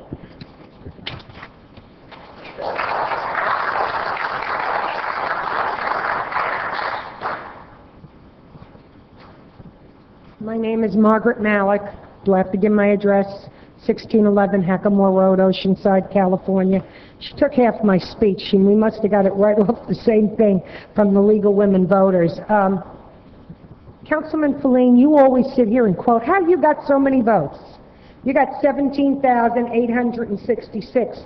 Where Esther, when she ran, was the highest vote getter ever for a council person. But every time she does something, you 3 smack her hand. I'm sorry Jack left. I need him at church. I really don't understand that one. And Jerry, you used to be a real nice guy. I sat on things with you. I don't know what's going on. I haven't been here in a long time. But I'll tell you, Mr. Feline, somebody took your candy from you when you were a little kid because you really turned into a nasty person. A nasty, nasty person. And the money that you guys threw into your election was ridiculous. But they beat you. And let me tell you, I can't even go to Costco. I can't go to Vons. I can't even go to Albertsons without being accosted by people asking me what the hell is going on down city council. I tell them, you guys better look at who's running the show. The three boys are running the show. And it's not very good. Just the other day, Mike Blessing, I ran into an Albertsons, and the lady behind said, "Oh, I see you on TV." And she went on to inform me about something. I said, "Go get Mike Blessing." I said, "Leave me alone." I mean, I can't even get through Costco. It's ridiculous. People accost me and ask me, "What the hell are you boys doing?" I'm telling you, you got 17,000 votes last time. You ain't getting them this time. Because people are so pissed at you, it's not funny. They think you're the epitome of evil. I don't know you. I've met Jack on occasion. I mean, we've known Jack on and off. Jerry I met, we served on a commission together. He used to be a decent guy. Jerry, they all think you're the puppet master for him. Is that true? I don't know. I haven't been here. I've been ill, so I haven't been here in about 5 months. But I could not let this go anymore. It is ridiculous. You boys ought to learn to play together instead of saying, "What can we do to Jim Woods this week?" That's basically what you sit around and do. What can we do to Jim Woods to totally mess him up? Maybe we'll give him a heart attack. Whoa, would we like that? I think And don't think people aren't saying it. Don't think people aren't saying it, because you're mean. There's no other word for you but mean. Well, I have a few other words, but I can't say it. I believe your time's up, David. I can't say it. Oh, my time is up. I didn't see the beep beep. But I'm telling you, people are watching on television. Keep being jackasses, because they're noticing.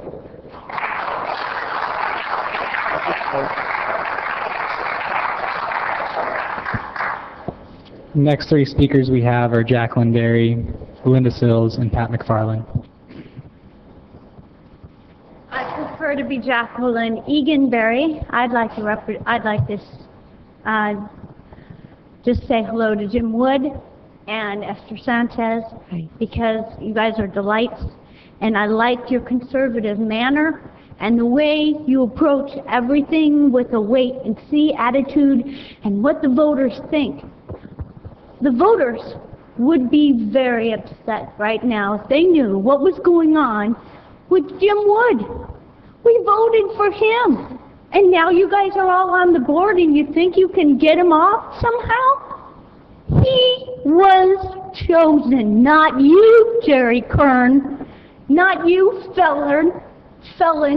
My boy calls you felon. I think it's fitting. I know it's Feline, I keep correcting him, but he says he has a different opinion of you, and he's only 8½. I cannot believe how you guys can come up with ideas about how to make Jim Wood a puppet. He's not a puppet. He was elected mayor. We voted for him, and this room would be packed if the voters of Oceanside knew what you were trying to do to Jim Wood.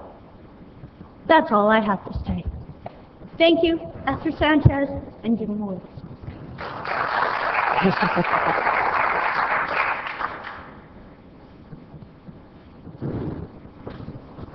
Good evening. I know the tall people. Good evening, Honorable Mayor, City Council members. My name is Linda Sills, and I live at 42 Chico Lane. And I am opposed to the idea of stripping the mayor of his powers. And I was very happy that my friend Erin from Morrow Hills put the presentation up, because she's worried about losing her farm, and well, she should be. So I hope I can do this in 3 minutes. I don't know if you can get this for me. Let's see. Should we have a zoom out on that, please? This is the original intent of our constitutional republic, and if we went back to it by 2023, we could have it. unemployment at 3%, gas prices around $1.40 a gallon, free market is alive, anyone who wants a job has one, school choice is alive, charters, voucher, homeschooling. You have a choice for light bulbs and toilets that work in your home. The middle class rebounds with their personal wages, etc., by 37%. The Central Valley's water is turned back on in California and is plush with farming, vegetation, and food production to again be the breadbasket of the world and a flat tax nationally across the board. Now this is kind of a no-brainer situation choice for me. You continue to go down this sustainable development path by 2050. This is what you're going to have. No ownership of private property, no private ownership of automobiles. You are told where to live and work. You are told where, when, and how you will travel. Most of the United States will be off limits to humans. You'll be told what to eat and how much. You will have no freedom. Euthanasia and eugenics will be prevalent. If you do not comply, there will be re-education camps. There will be no hunting, golfing, swimming, skiing, boating, fishing, hiking, or surfing. All of your 10 amendments, 1 through 10, pretty much will be gone, and there will be a lot of darkness surrounding you. Thank you.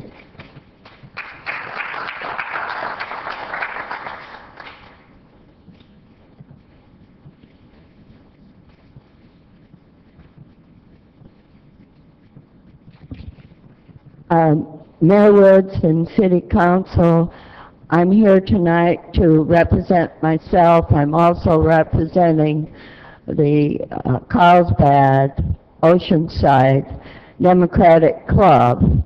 And the president of our club asked me to tell you that we did something very unusual in 2012.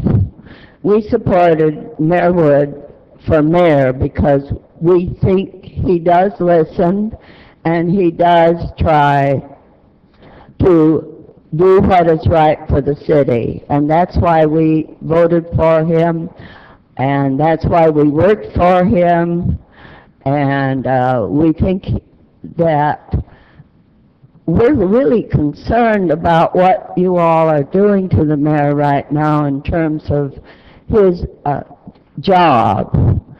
And when you're hurting the person who's in that job, you are also affecting whoever will be the next mayor and the subsequent mayor. And you are showing a terrible lack of respect for the office of mayor. And I think it's a big mistake. And I was told to stand on my head if I needed to get your attention, to get you to listen, because we are listening and watching what's going on, and we're very concerned about it. And we hope you will give some consideration to the fact that a lot of us are aware and that we are supportive of the mayor and would like to see him treated with the respect that he is due as the mayor.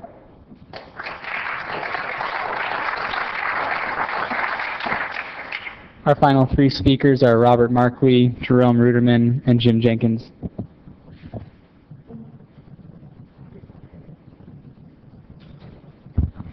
Robert Markley, 200 North El Camino Real. We are gathered here once again to plead with the City Council majority and say, in vain, don't do it. Don't dump on our beloved mayor. Don't dump on the voters of Oceanside who elected him to perform these duties. For once, just once, listen to your constituents instead of your out-of-town special interest handlers. My sad prediction is that once again, as usual, our pleas won't work. Voters right now are asking themselves, how can this happen? How can three people usurp all the rights and privileges in the entire city? The sad but true answer is, this is all made possible by a severely flawed city charter. The same severely flawed city charter that the City Council majority conspired with our out-of-town special interest handlers to concoct. The same severely flawed city charter that the City Council majority jammed onto the ballot without a single word of input from the voters or even a single word of input from the city attorney. The same severely flawed city charter that those out-of-town special interests financed a campaign for. So now what? I admonish the city council majority to be careful what you wish for. It might come back to bite you in the backside. We here tonight are watching you. Those voters at home are watching you. And we are all keeping score and keeping track of what our employees do. You work for us, not for your out-of-town special interest handlers. Some days you're the dog, some days you're the tree. Tonight we are the tree. In November 2014, we will be the dog. Thank you.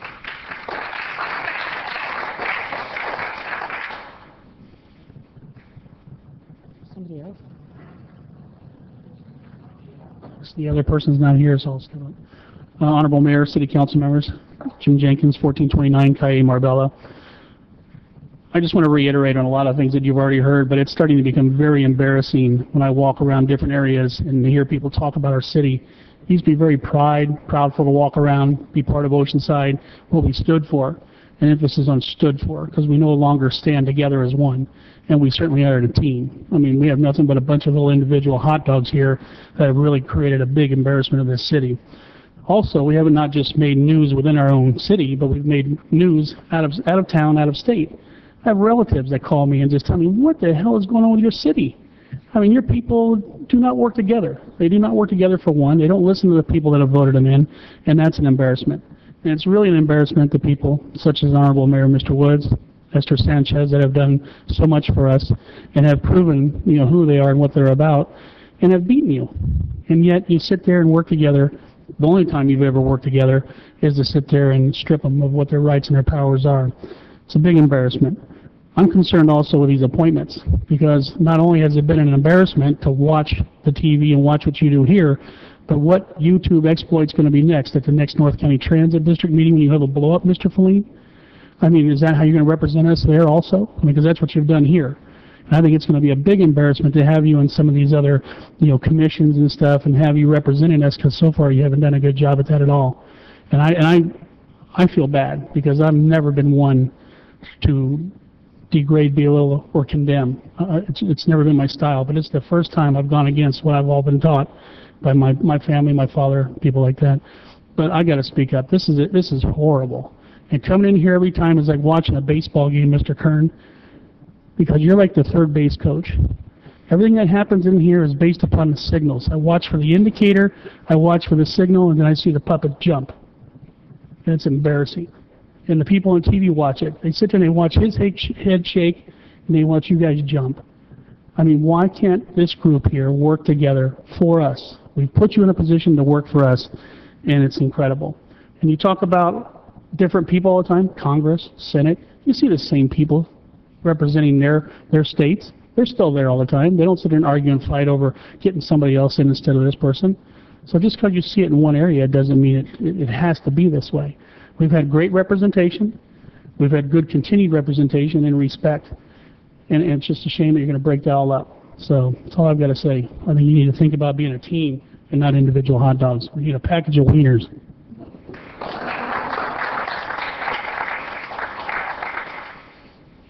No further public at this time. No further public at this time.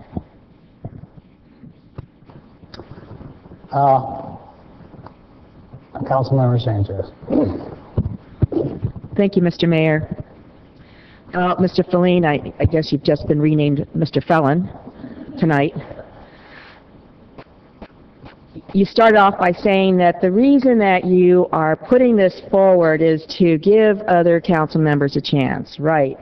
So you named 3 people, and that's it. I've been here for 12 years. I've not been on Sandag, NCTD, or the Water Authority, and I didn't hear my name mentioned there at all. So obviously that's not really what's happening here. What's happening here is that you want to strip the mayor of his appointment powers. You want to strip the mayor of his mayoral powers.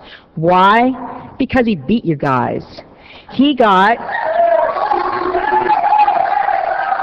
54% of the vote. regardless of trying to talk, a third person in to try to be a spoiler for the mayoral race.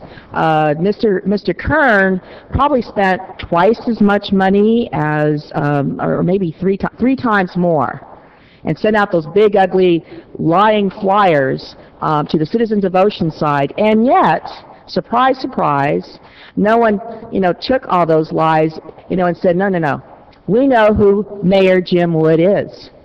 Mayor Wood was raised here. He has worked here. He has raised his family here. He has protected the citizens of Oceanside before being a council member, then mayor. He was a police officer for 31 years. He knows these streets. He knows us. And he has the best interests of all of us at heart. So he was one that was voted to lead our city, to be at Sandag and NCTV. Those are leadership positions. Mr. Kern lost miserably, and I remember that photograph that was taken of him on election night. He looked like, God, what happened to me? So this is an absolute insult to the citizens of Oceanside. To me, I voted for this man because I know who he is. And if you would stop with the lying, you would have to admit this is the man to lead us. Because you all don't have friends in other places. Why? Because you're so radical to the right of Attila the Hun. The place to be is in the middle, not out there, trying to, use a spaghetti, whip. Honestly, the only reason why we're here in the first place is, and I've heard it, and you said it, Mr. Markley, because we have a seriously flawed charter. For 123 years, we were a general law city. 123 years. For 2 years now, we're a charter city, written by the BIA, which, by the way, has gotten us into trouble. Because we stand to lose millions of dollars because of what they put in there. It's going to have to go. But that is why they can sit here and put, a dozen requests for ordinances to strip the mayor of his mayoral powers. Why? Because they're jealous. They're jealous of him, of the fact that we know that he is a man for the job. And, honestly, you're doing our job, you're making our job easier to dump you in November of next year. It's only one more year. Ladies and gentlemen, thank you. Let it finish and just maintain. So, these little niceties at the beginning, let's spread this around. You have not been a good leader, because if you were a good leader, we would be, you would say, we lost. You guys lost. You put up 3 candidates and you only got 1. Why? Because Jim Wood and I have the best interests of the citizens at heart. And the citizens know where you stand. You, Mr. Feline, last year wanted to dump the library. You talked about, the government shouldn't be about having any quality of life programs, senior programs, youth programs. You went down your litmus test about what government should be about. Yeah, we should be about giving the whole store to the BIA and to your first, biggest contributor, and then to your second biggest contributor. I can just imagine who they are. They certainly are not citizens of Oceanside. So, what goes around comes around. What you're doing to dump on us, the citizens of Oceanside, is going to come back to you next November, and I can hardly wait. Thank you. I see no other lights. Ladies and gentlemen, this will be an item for Mr. Mr. Mayor, I forgot to say one other thing. Why are you doing Jerry Kern on the Water Authority? He does not have, he doesn't even, he can't even stand up to the guy we have right now. who has much more qualifications. Why? Because it's the money. They want to vote for that dump, for the Gregory Canyon dump on our water. So this is what it's about.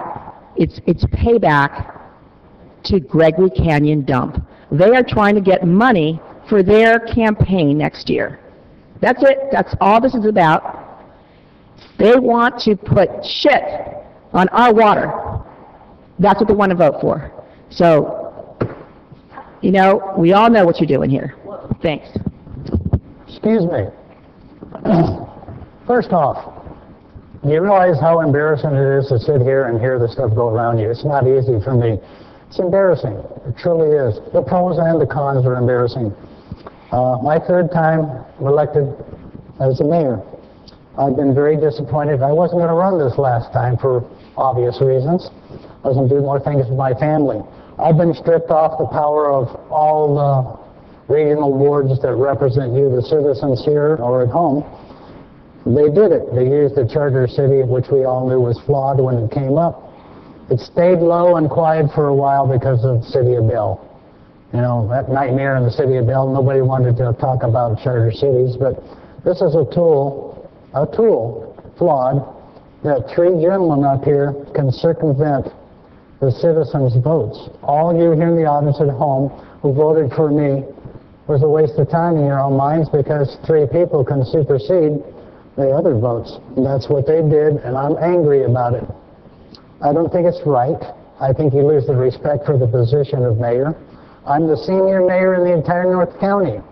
Didn't seem to make a difference. I'm not happy, but what I'm not going to do, and I'll tell you, I didn't roll over and I didn't die. I get legal advice from our city attorney and other people that under this new charter city, these are things they can do. I don't think it's legal and right that three people can change things that the public voted for. So at home, you're seeing there that your ability to vote was compromised and that three people can change whatever you vote. You knew what I was on, you knew what I did, etc. You voted me to be mayor and what I do. What I do as a mayor is not that big a deal. Most of it's kind of the PR stuff for the city around. I understand that. Sitting on committees and commissions, I never got on it for the money. Other people want to get on it for the money, the per diem. And I understand some people can use the money more than the rest of us, but it gets down to this. I don't like to use the city charter as a tool to get around you, the voters, and that's what they did. I don't care what they say later, that's what it was. As for long-term longevity, Mayor Lewis is on the Water Authority forever, and he was a mayor for 34 years, different city. However, when they took me, and they did take me off all these committees, commissions, sometimes the power of a mayor's position might help you, the city, maybe not. But it gave me a lot more time to do personal things, so in a sense, thank you. On the other side, it gives me a lot more time to do other things, good and bad. And I thank him for that. The other part of it, we have a flawed charter city, there's no doubt about it, and it's a tool. Hopefully that'll change in the future. I'm sure that people are already gathering up for the 2014 election. The other thing, and I'll be honest with you, we have wonderful reporters around here. I mean that, they're back there, they're reporters for a city. We're down to one major daily paper and one weekly paper. What I'm complaining about with that paper is the editorial staff.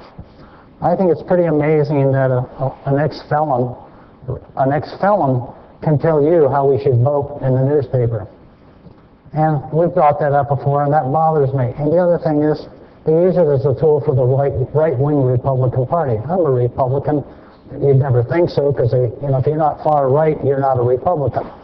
But on the other hand, I do remember growing up with liberal Republicans and moderate Republicans and whatever, non-existent now. I think the Republican Party out of San Diego, even the Central Committee, was not very happy about what took place in the elections. I understand it.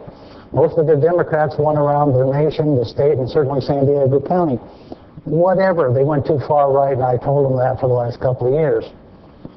They can do whatever they want, and they have the right to do so. However, I think they're regrouping and saying, what did we do wrong?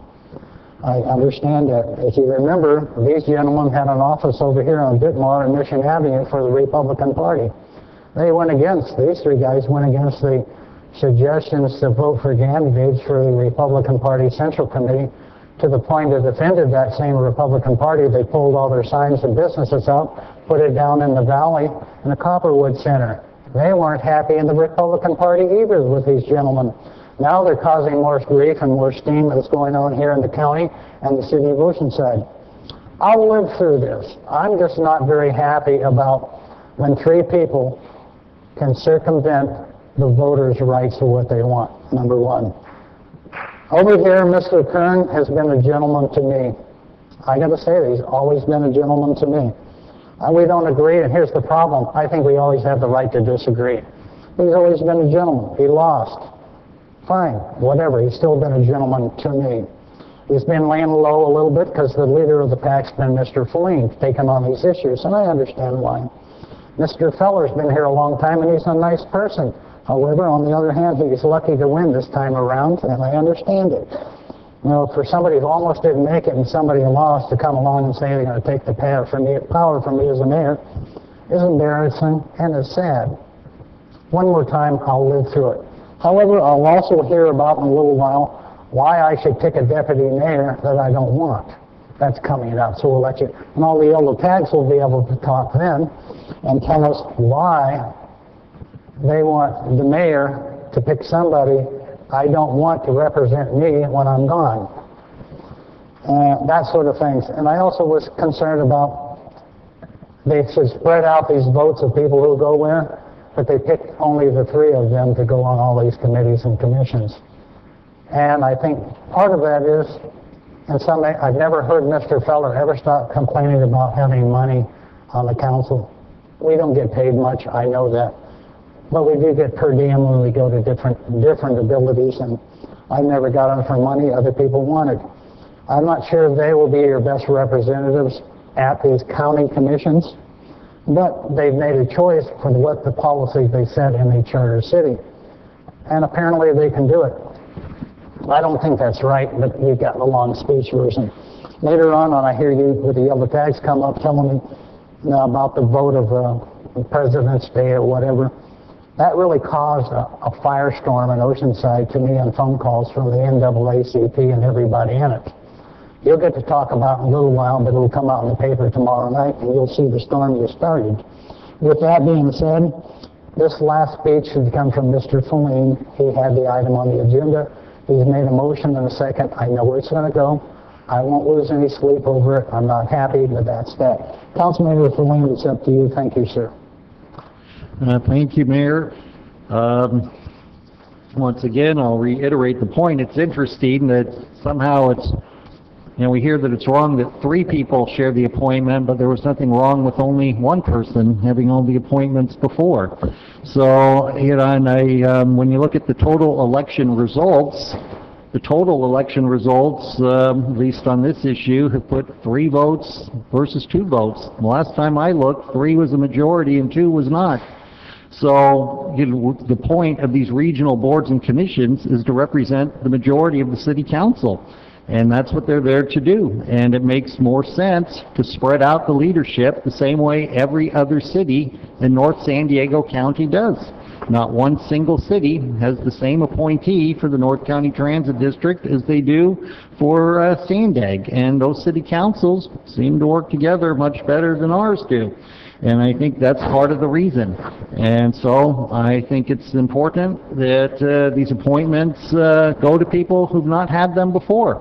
And the mayor, he has had the opportunity to serve. That's great. Now it's time that other people have the opportunity to serve in these positions. And that's why I put forward my motion. And I urge a yes vote. Thank you. Please. Oh, please vote. I didn't know.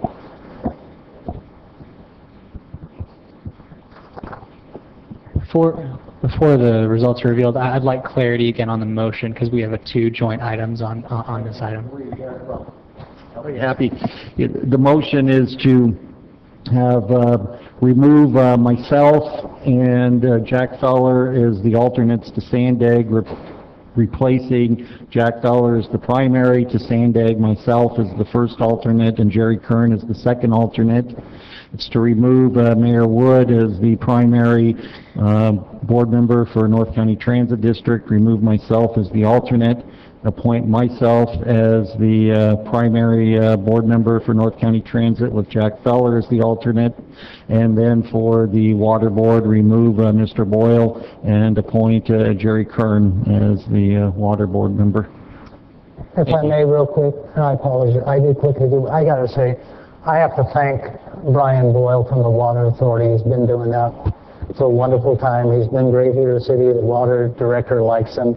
He's got a contact down there. I'm told that you've removed him, but I think he was going to resign anyhow because of this potential vote tonight. And I'm sorry for that, but I want to thank him for what he's done down there. And before we go, I'd like to comment on that Brian has done an outstanding job. And this is nothing to reflect on Brian or what Brian has done. I've known Brian for a long, long time. He's on the Utilities Commission. Unfortunately, we haven't had any reports back from Water Authority or the Utilities Commission in the last year or so. So hopefully we'll have more of a communication from the council about what happens at the Water Authority. So, but Brian's done an excellent job. We have everything, so please vote. Thank you. Motion approved, 3-2. Wood and Sanchez, no. Thank you very much. If I may, I'm going to ask Mr. Fellain, do you want to do 33 or 34? So we can go ahead and do 34.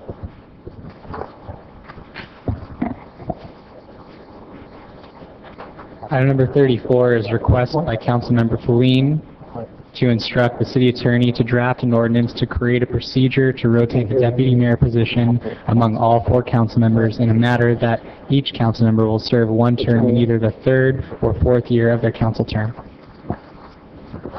Before we get started, please, I just wish we were not here. Item 28 is going to be continued, so if people are here for item number 28, that's going to be continued. I can understand why it's getting late, so sorry. Go ahead, Mr. Clerk. And then we just note for the record that 28 is being continued to March 13th. So it's a date certain, so we don't need to renotice that. Thank you very much. I appreciate it. Thank you.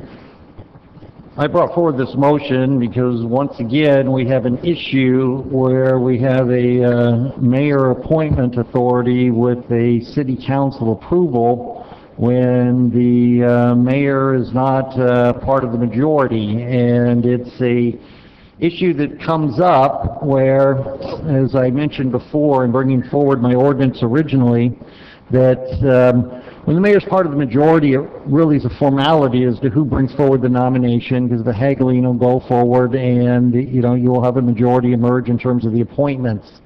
When the mayor's not part of the majority, we seem to get a deadlock. And looking back at the history of the deputy mayor, of course, this last month we were unable to come to an agreement. So the question is that a common practice or is it an uncommon practice? And when I look back over the time since Mayor Wood has become mayor, during one of the appointment times, he was part of the majority and Sherry Mackin was selected for deputy mayor. During the other 8 times, roughly, you'd say he's part of the minority, and only 4 times was the city council able to vote on a deputy mayor. The other 4 times was deadlock, including this year. So we basically have a 50% failure rate in terms of the process that's being used. It seems to me that a 50% failure rate shouldn't be acceptable to anyone.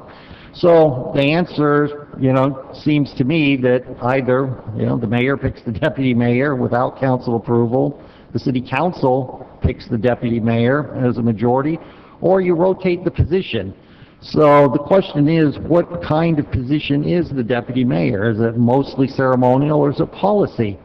If it's a policy decision, I would say that, great, you know, I would be sympathetic to the mayor picking his choice. But since the job of deputy mayor is to represent the mayor when he's out of town at ceremonial events or to run the council meeting when the mayor's unable to make it, neither of which are policy-making functions, I believe the position should be rotated amongst all the council members. So the question is the problem we've been having unique to this body and the election of the mayor? Does it even predate that? Well, when you look back in the history of the deputy mayor position, in the year 2000, a resolution was brought forward to create a rotating system for deputy mayor and number the seats so it could be rotated. Others may be more familiar with the history of that, but my understanding is the city council deadlocked and couldn't even agree on how to number the seats.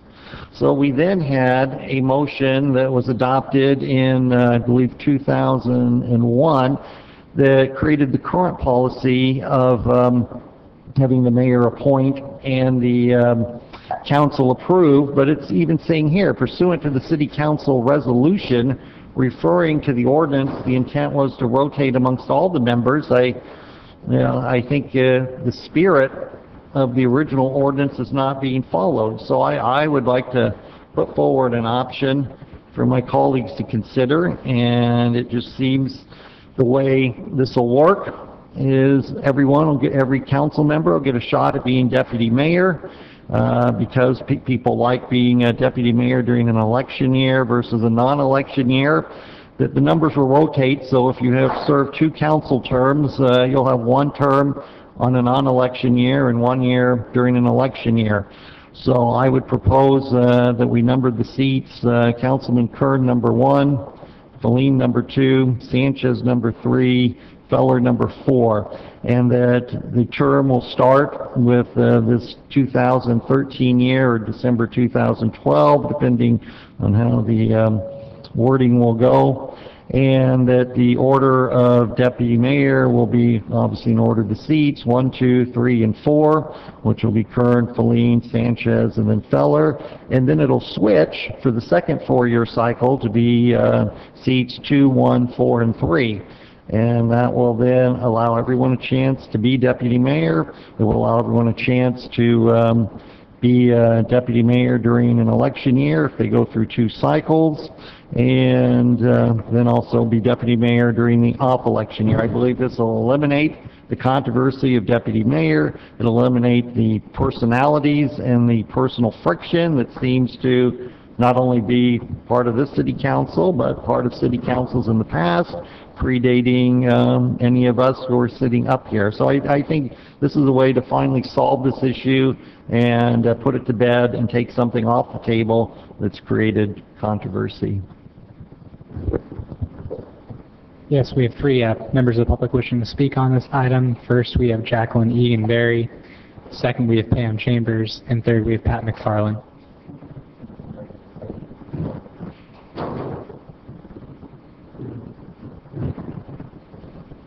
Hello again. I just want to say, how do we get rid of the charter? What? How do we get rid of the charter? That's something that can be put on the ballot and removed. We have to have so many signatures. Well, I know now why Jerome Kern has been so interested in the water board and why Brian is not in it anymore. He's been after his job for quite a while, and I guess he got it now. All 3 of you, you are belittling the most honorable mayor, and we as taxpayers and voters have nothing to say about it. What is a democracy if a vote doesn't mean anything and 3 yahoos can do whatever the hell they want? What is it?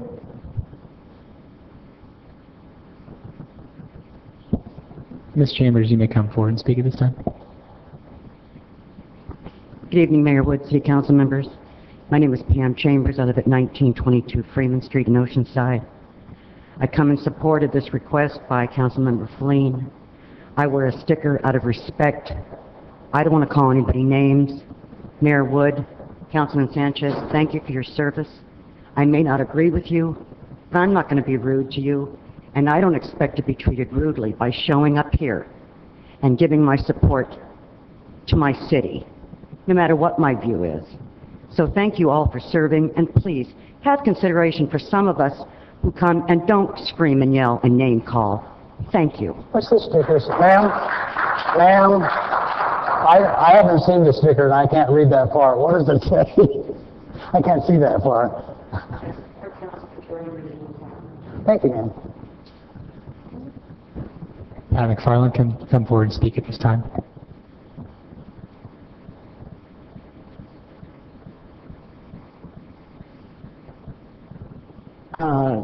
There's really no point in reiterating what I said earlier. I think that we do need to honor and support our leaders, and to me, the leader is the mayor. And I really regret very much that you are taking the steps you are taking. And of course, I will report it back to my club and see what we think about it. Thank you. No further public on this item. Thank you. Councilmember Sanchez, and please, I know we're emotional, but it's getting late and we have other items. Thank you. Thank you, Mr. Mayor. Well, this again is tyranny of the majority. The mayor and I obviously work really well together, but that's because we share a vision, and that is that we put Oceanside residents first, Oceanside businesses first, and we don't, you know, take money and then just vote that way because we took money from some person outside of Oceanside. So it's sad to see that this has gotten to this point where council members in Oceanside would hope that we have so many issues to work on. We can find issues that we can all work together on instead of bringing forward time after time issues that divide us and divide the community. What you've done basically is, you know, done the work of those who are going to be opposing you, both of you, at the next election, by being just so mean-spirited and doing things against the will of the people. So it's a sad day today in Oceanside. It was a sad day when you first brought your items forward. It is a sad day when democracy means nothing to its leaders. Thank you. Councilmember Feller. I'm not in tune with allowing the deputy mayor to be a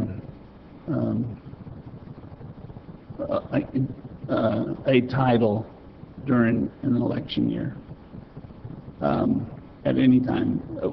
This was originally designed to, during your 4-year term, you would become deputy mayor in one of the first 2 or 3 years. Generally it was the 2, because you were placed, for instance, in the off years. When I came on, it was I think it was Betty Harding, and then I became deputy mayor. I'm not really sure who came after that, but it wasn't something, we didn't have anybody as deputy mayor until the system really got kind of screwed up. I've heard the mayor say in the past that you know, the President of the United States gets to pick his own staff, and you know, this is not you know, the President of the United States picking staff here. This is primarily a ceremonial position, and I think if we numbered the seats so that you know, we might not even be able to make this take effect until the end of 2014, without, or maybe next year it's Councilmember Sanchez, and then whoever's elected, you know, or maybe it's Councilmember Sanchez next year, or me next year. But in 2014, when that term, whoever's elected, then it doesn't become, it could be one of the first two people elected, just like it was when Sherry Mackin was elected in the special election. So, you know, I believe that it's strictly ceremonial. It doesn't have to be who believes what. I think it's about expediting the agenda if you're sitting in the mayor's seat or in place of the mayor. I believe that we're, you know, this is it's nice to be called deputy mayor, but I mean, Councilmember Sanchez has been deputy mayor at least 4 times, and this is my second time in 12 years. So, you know, I really don't think I should be deputy mayor 2 years in a row, and according to prior times, it never was allowed, but it has happened before. So I think if we could get staff to work out the number so that it appears that I'm against being deputy mayor when you're running for re-election. I thank the mayor for making me deputy mayor last year. Maybe that's why I got re-elected. I don't know. But it was the same amount of votes I got the 2 elections prior, so you know, I guess I was just lucky to get the same amount every time. So I think we have to think about how to number it. Mr. Weiss, maybe you can figure that out for us, and this come back at a future meeting.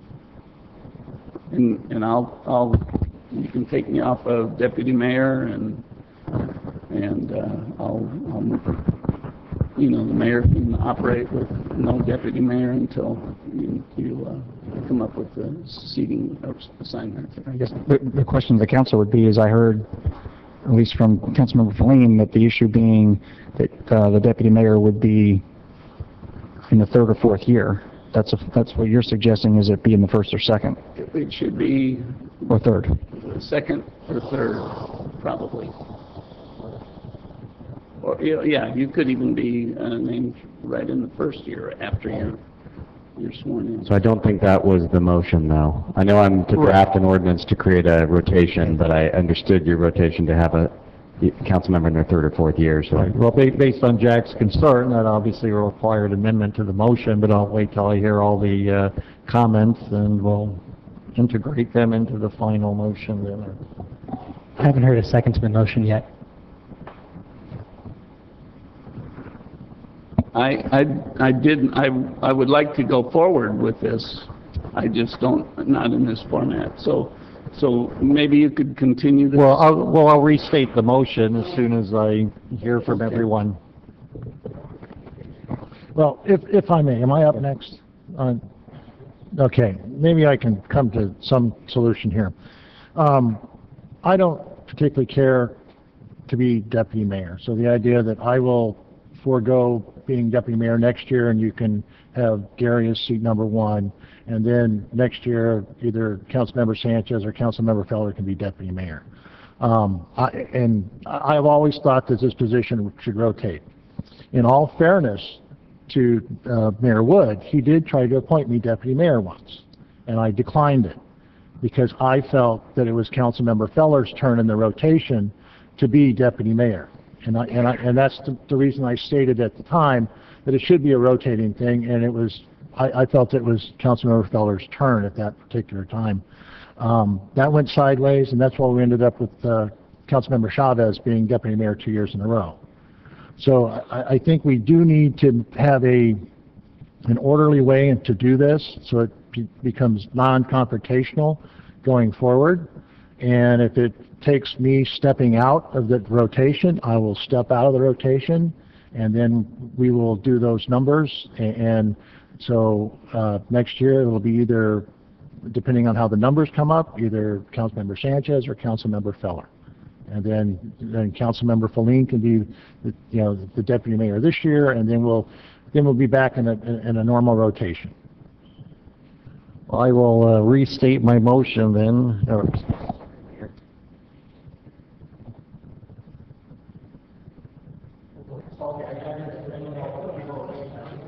I just jumped in and I was speaking out of turn there. I'll restate my motion to basically instruct the city attorney to draft an ordinance to rotate the deputy mayor position amongst all the council members in a manner that no one will be serving during their election year. Does that satisfy your concern? And I believe we would then be rescinding the policy as well? Yeah, I think what that would include is the introduction of an ordinance at a future council meeting. Of course, we'd have to adopt it. We probably would put in the ordinance that the rotation would be set up by resolution approved by the city council. We could have a separate resolution establishing an order to rotate, and then a repeal of the current policy. So I second that. Okay. Were you finished? No, I'm done. I just wanted to make that clarification. Councilmember Feline, I don't know if here's your item, but you had to look up, I haven't spoken, or you just wanted to talk about something, or you want to wait? No, I just wanted to light in case I was out of turn there. I'm basically done speaking. Thank you until we get to the... Thank you. One short on this one, and I'll be upfront and honest with you. The deputy mayor's position is ceremony. You fill in for me if I'm not here running the council meeting. You have a lot of control as the mayor of the council meeting, and that's about it. The controversy came over the years in the sense that I actually had told Councilmember Feline that I wanted him to be deputy mayor this coming year, but with some of the items that came up that were so personal, I didn't do it. And understandable, and that's what this is all about, right down to the quick of it. When I leave and I go somewhere, I would like to have somebody sitting here or going out representing me in the community that has some sort of continuity about what I think and what I'd like to have done when you're representing me. And lately it's pretty hard to pick one of three people here for what's been going on. Let's be honest about it. I don't want somebody to say, when I'm gone, I don't want you saying that you represent the city under your guidelines and not mine. That's why I've picked Councilman Sanchez on several occasions. Nobody can be the deputy mayor 2 years in a row consecutively. That makes a problem, so we have it. Mr. Feller brought up a pretty good point. I don't know if the deputy mayor's position helps you in an election year or not. I truly don't know, but some people probably think it does. So again, that's a good point. I don't know. On the other hand, like I say, it's hard personally to pick people to replace you when you're not here, going back to D.C. or Sacramento or something, that are totally opposite of you, and he's going to represent you. That has always been my problem. Nothing else except that. And it still is that. So whatever comes up on this thing, I think you know we've in the past had a year without a deputy mayor because I picked somebody, you wouldn't approve it. I went that whole year without having a problem of not having a deputy mayor. All I did is when I left to go somewhere, I called and picked somebody to fill in for me. It's not a big deal. It's a position. No more power than... Matter of fact, I think the deputy mayor now will have more power than I have right now, so it's hard to say. So I don't know, but like I say, whatever happened comes up, but like in the past, we've worked out this problem. It's not mandatory. I will say the one teaser that I have to throw in there, if it's so important to you to be deputy mayor, you should run for mayor. Then you could have that position, and you get to pick your deputy mayors or under the system. We see how that happened recently and saw where it went. That's all I have to say about it. So with that, there's a vote or a motion on the table. Please vote. And let's see if it's 3-2. Motion approved, 3-2. Wood and Sanchez, no. Thank you very much. Mr. Clerk, item 33 for Mr. Feline. Item number 33 is a request by Councilmember Feline to amend city policy to require that President's Day be recognized as a city holiday. Thank you. Well, I brought forward this item originally because when I was growing up as a kid, we celebrated Washington's birthday and Lincoln's birthday as separate holidays. And certainly in the 1980s, in an effort to recognize the achievement and contributions to American history that African Americans have made, President Reagan signed the law creating the Martin Luther King Jr. holiday, and part of that process was to combine Washington's birthday and Lincoln's birthday into a single holiday in order to make sure that the days government workers worked was the same number. Well, I felt that with the city being closed for Martin Luther King Day and being open for President's Day, we were kind of overlooking the achievements of our founders here, and I felt a little bit miffed there because, while it's important that we recognize, February being Black American History Month, that we recognize those achievements, but our founding fathers are being kind of shoved aside a little bit. And so I felt President Washington and President Lincoln weren't getting the recognition by the city that we should take time and reflect on their contributions to our country a little bit more.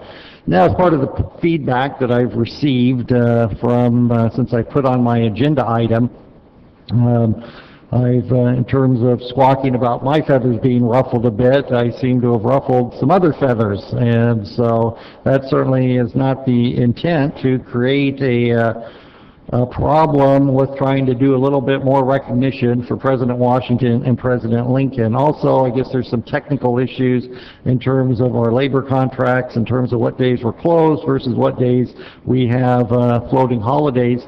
So this time I'm going to ask to withdraw my motion, since there's certainly no urgency to resolving the holiday issue, and we have plenty of time before next year. But certainly my goal is not to upset anyone in the community or certainly lower the achievements of any of our historical figures, but I do want to lift up Washington and Lincoln back to where I think they ought to be as the presidents who are consistently at the top of positions 1 and 2 in every historian survey of our greatest presidents. So I'm just trying to correct a little error of just overlooking them a little bit, and we'll take a better look, smooth some ruffled feathers, and come back at this another day. Thank you.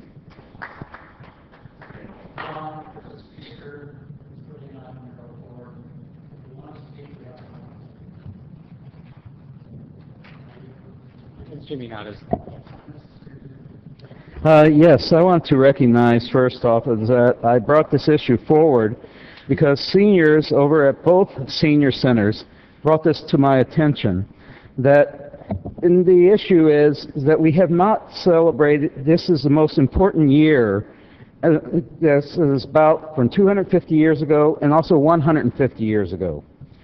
To give you a few ideas on this, in 1763, George Washington came to an understanding that with Great Britain, with the king there, putting out the King's Royal Proclamation of October 7th of that year, he started changing his opinion about what his loyalties were and who they were given to. And he changed it. Was the opening salvo basically recognized for our nation's revolution, and is generally accepted for that year. But yet we did not take and recognize that. Another thing is, 150 years ago in 1863, Lincoln issued the Emancipation Proclamation, and we did not recognize that. The Gettysburg Battle took place that summer, and towards fall, our president, Abraham Lincoln, gave the Gettysburg Address. Yet we had no one standing up here reciting the Gettysburg Address. That was sort of sad. He also instituted that same year the National Day of Thanksgiving. Again, another thing that we did not recognize in 1863, 150 years ago. There are a lot of things that we did not recognize in this hallowed hall, and it is sad. And a lot of seniors really felt that something should have been done. I hope and pray that you will correct this situation, that you will take and commemorate those actions taken by our presidential leaders. Thank you. No further public on this item. Item 36 is the adoption of an ordinance of the City Council of the City of Oceanside amending sections 12.54 and 12.55 of Chapter 12 of the City Code to extend the letter grading system to include mobile food facilities. Move adoption. Second. Any comments, public? No public on this item. No speakers, please vote. Don't we wish that Motion all of you approved, go that 5-0. fast? Now we're going to take the first real item since 5 o'clock, item number 29. 29. I'll read the item real quick. Item number 29 is adoption of a resolution amending the Transnet Local Street Improvement Program of the City of Oceanside to add the Coast Highway Corridor Study, add the Wisconsin Street Median Project, add matching funds for the Oceanside Boulevard Transit Access Project, and make various Transnet balance adjustments, including removal of $297,143 in Transnet funds from the Melrose Extension Project. Thank you. As a mayor, I'll open this public hearing and request from council members to contact with constituents correspondence. For this time certain event, 5 o'clock? Right at 5. Right at 5. I think it is in Hawaii. I only had staff. That's staff and public. Staff. Staff and public. Thank you very much. Staff only. Mr. Clerk, correspondence and petitions. No. Thank you very much. With that, Gary, sorry to keep you here so late, but thank you for being here. Not a problem. I actually enjoyed the discussion. Yeah, they do. You're the only one. Good evening, Mayor and council members. This item is a recommendation to amend the city's Transnet program for the main purpose of reserving funds for the Coast Highway Corridor Study, which the council identified as a priority at last week's workshop. The proposed funding for the corridor study is $900,000, which is a correction from the originally distributed resolution. In addition to the funding for the corridor study primarily comes three ways: from a reduction in the money reserved for the Melrose extension, additional funds that Sandag projects will be available from increased sales tax revenue, and from remaining funds the city had not yet fully programmed under its Transnet program. Other smaller projects with augmented funding would be $100,000 for the Transit Operations Center, TMC, at City Hall, and $47,500 for median improvements in Wisconsin Street. There's a few other smaller items which are really accounting adjustments to account for money left over on finished projects. The last item in the resolution is to formalize the city's acceptance of a $400,000 grant the city was awarded for using smart growth funds for sidewalk at Oceanside Boulevard. This is money that's over and above our normal Transnet allocation, and we won it on a competitive basis. So that's a very brief summary of the items in the resolution. If there's any questions, I'd be happy to answer them. Gary, you haven't seen the sidebar, but while you're walking over, I have to say this. Ladies and gentlemen, we fight up here all the time about who's going to be where, Sandag, whatever. However, this is a gentleman who's down there all the time, controlling the money, finding out where it's going, getting us more, and taking care of all that. I have to say that because this gentleman may not be up front, but behind the scenes he does all the work. Gary, I want to thank you for all you do. I know you're not at the podium that much, but I know what happens down in Sandag and everywhere else. Thank you. Anyway, back to the public. Any members of the public wishing to speak on this item may come forward to the podium at this time. You have 3 minutes to address the council.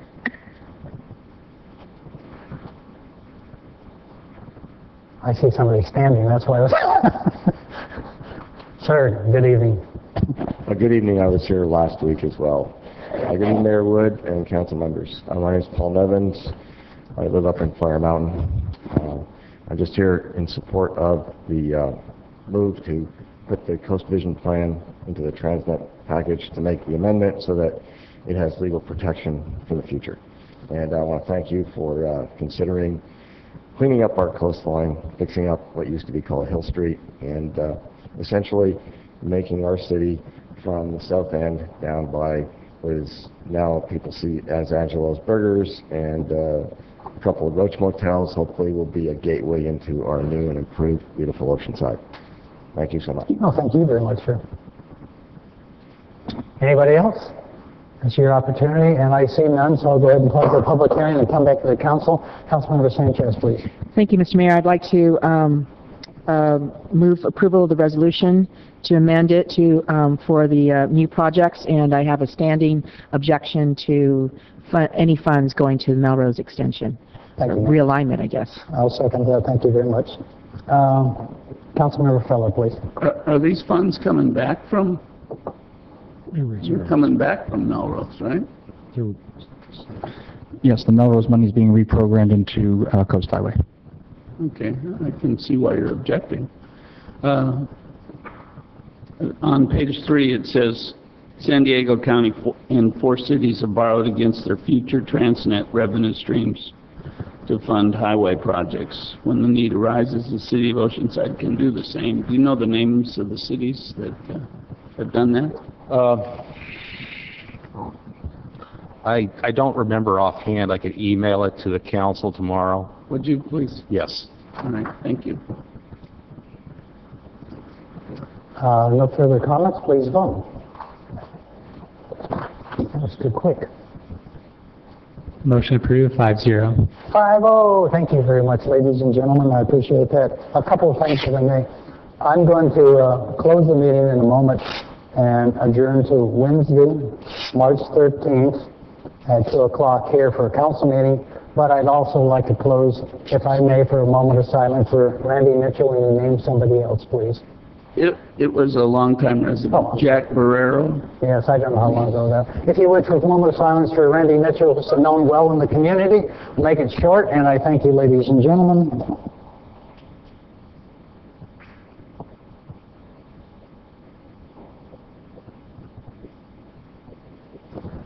Thank you all, and have a good week, and be safe out there. Thank you.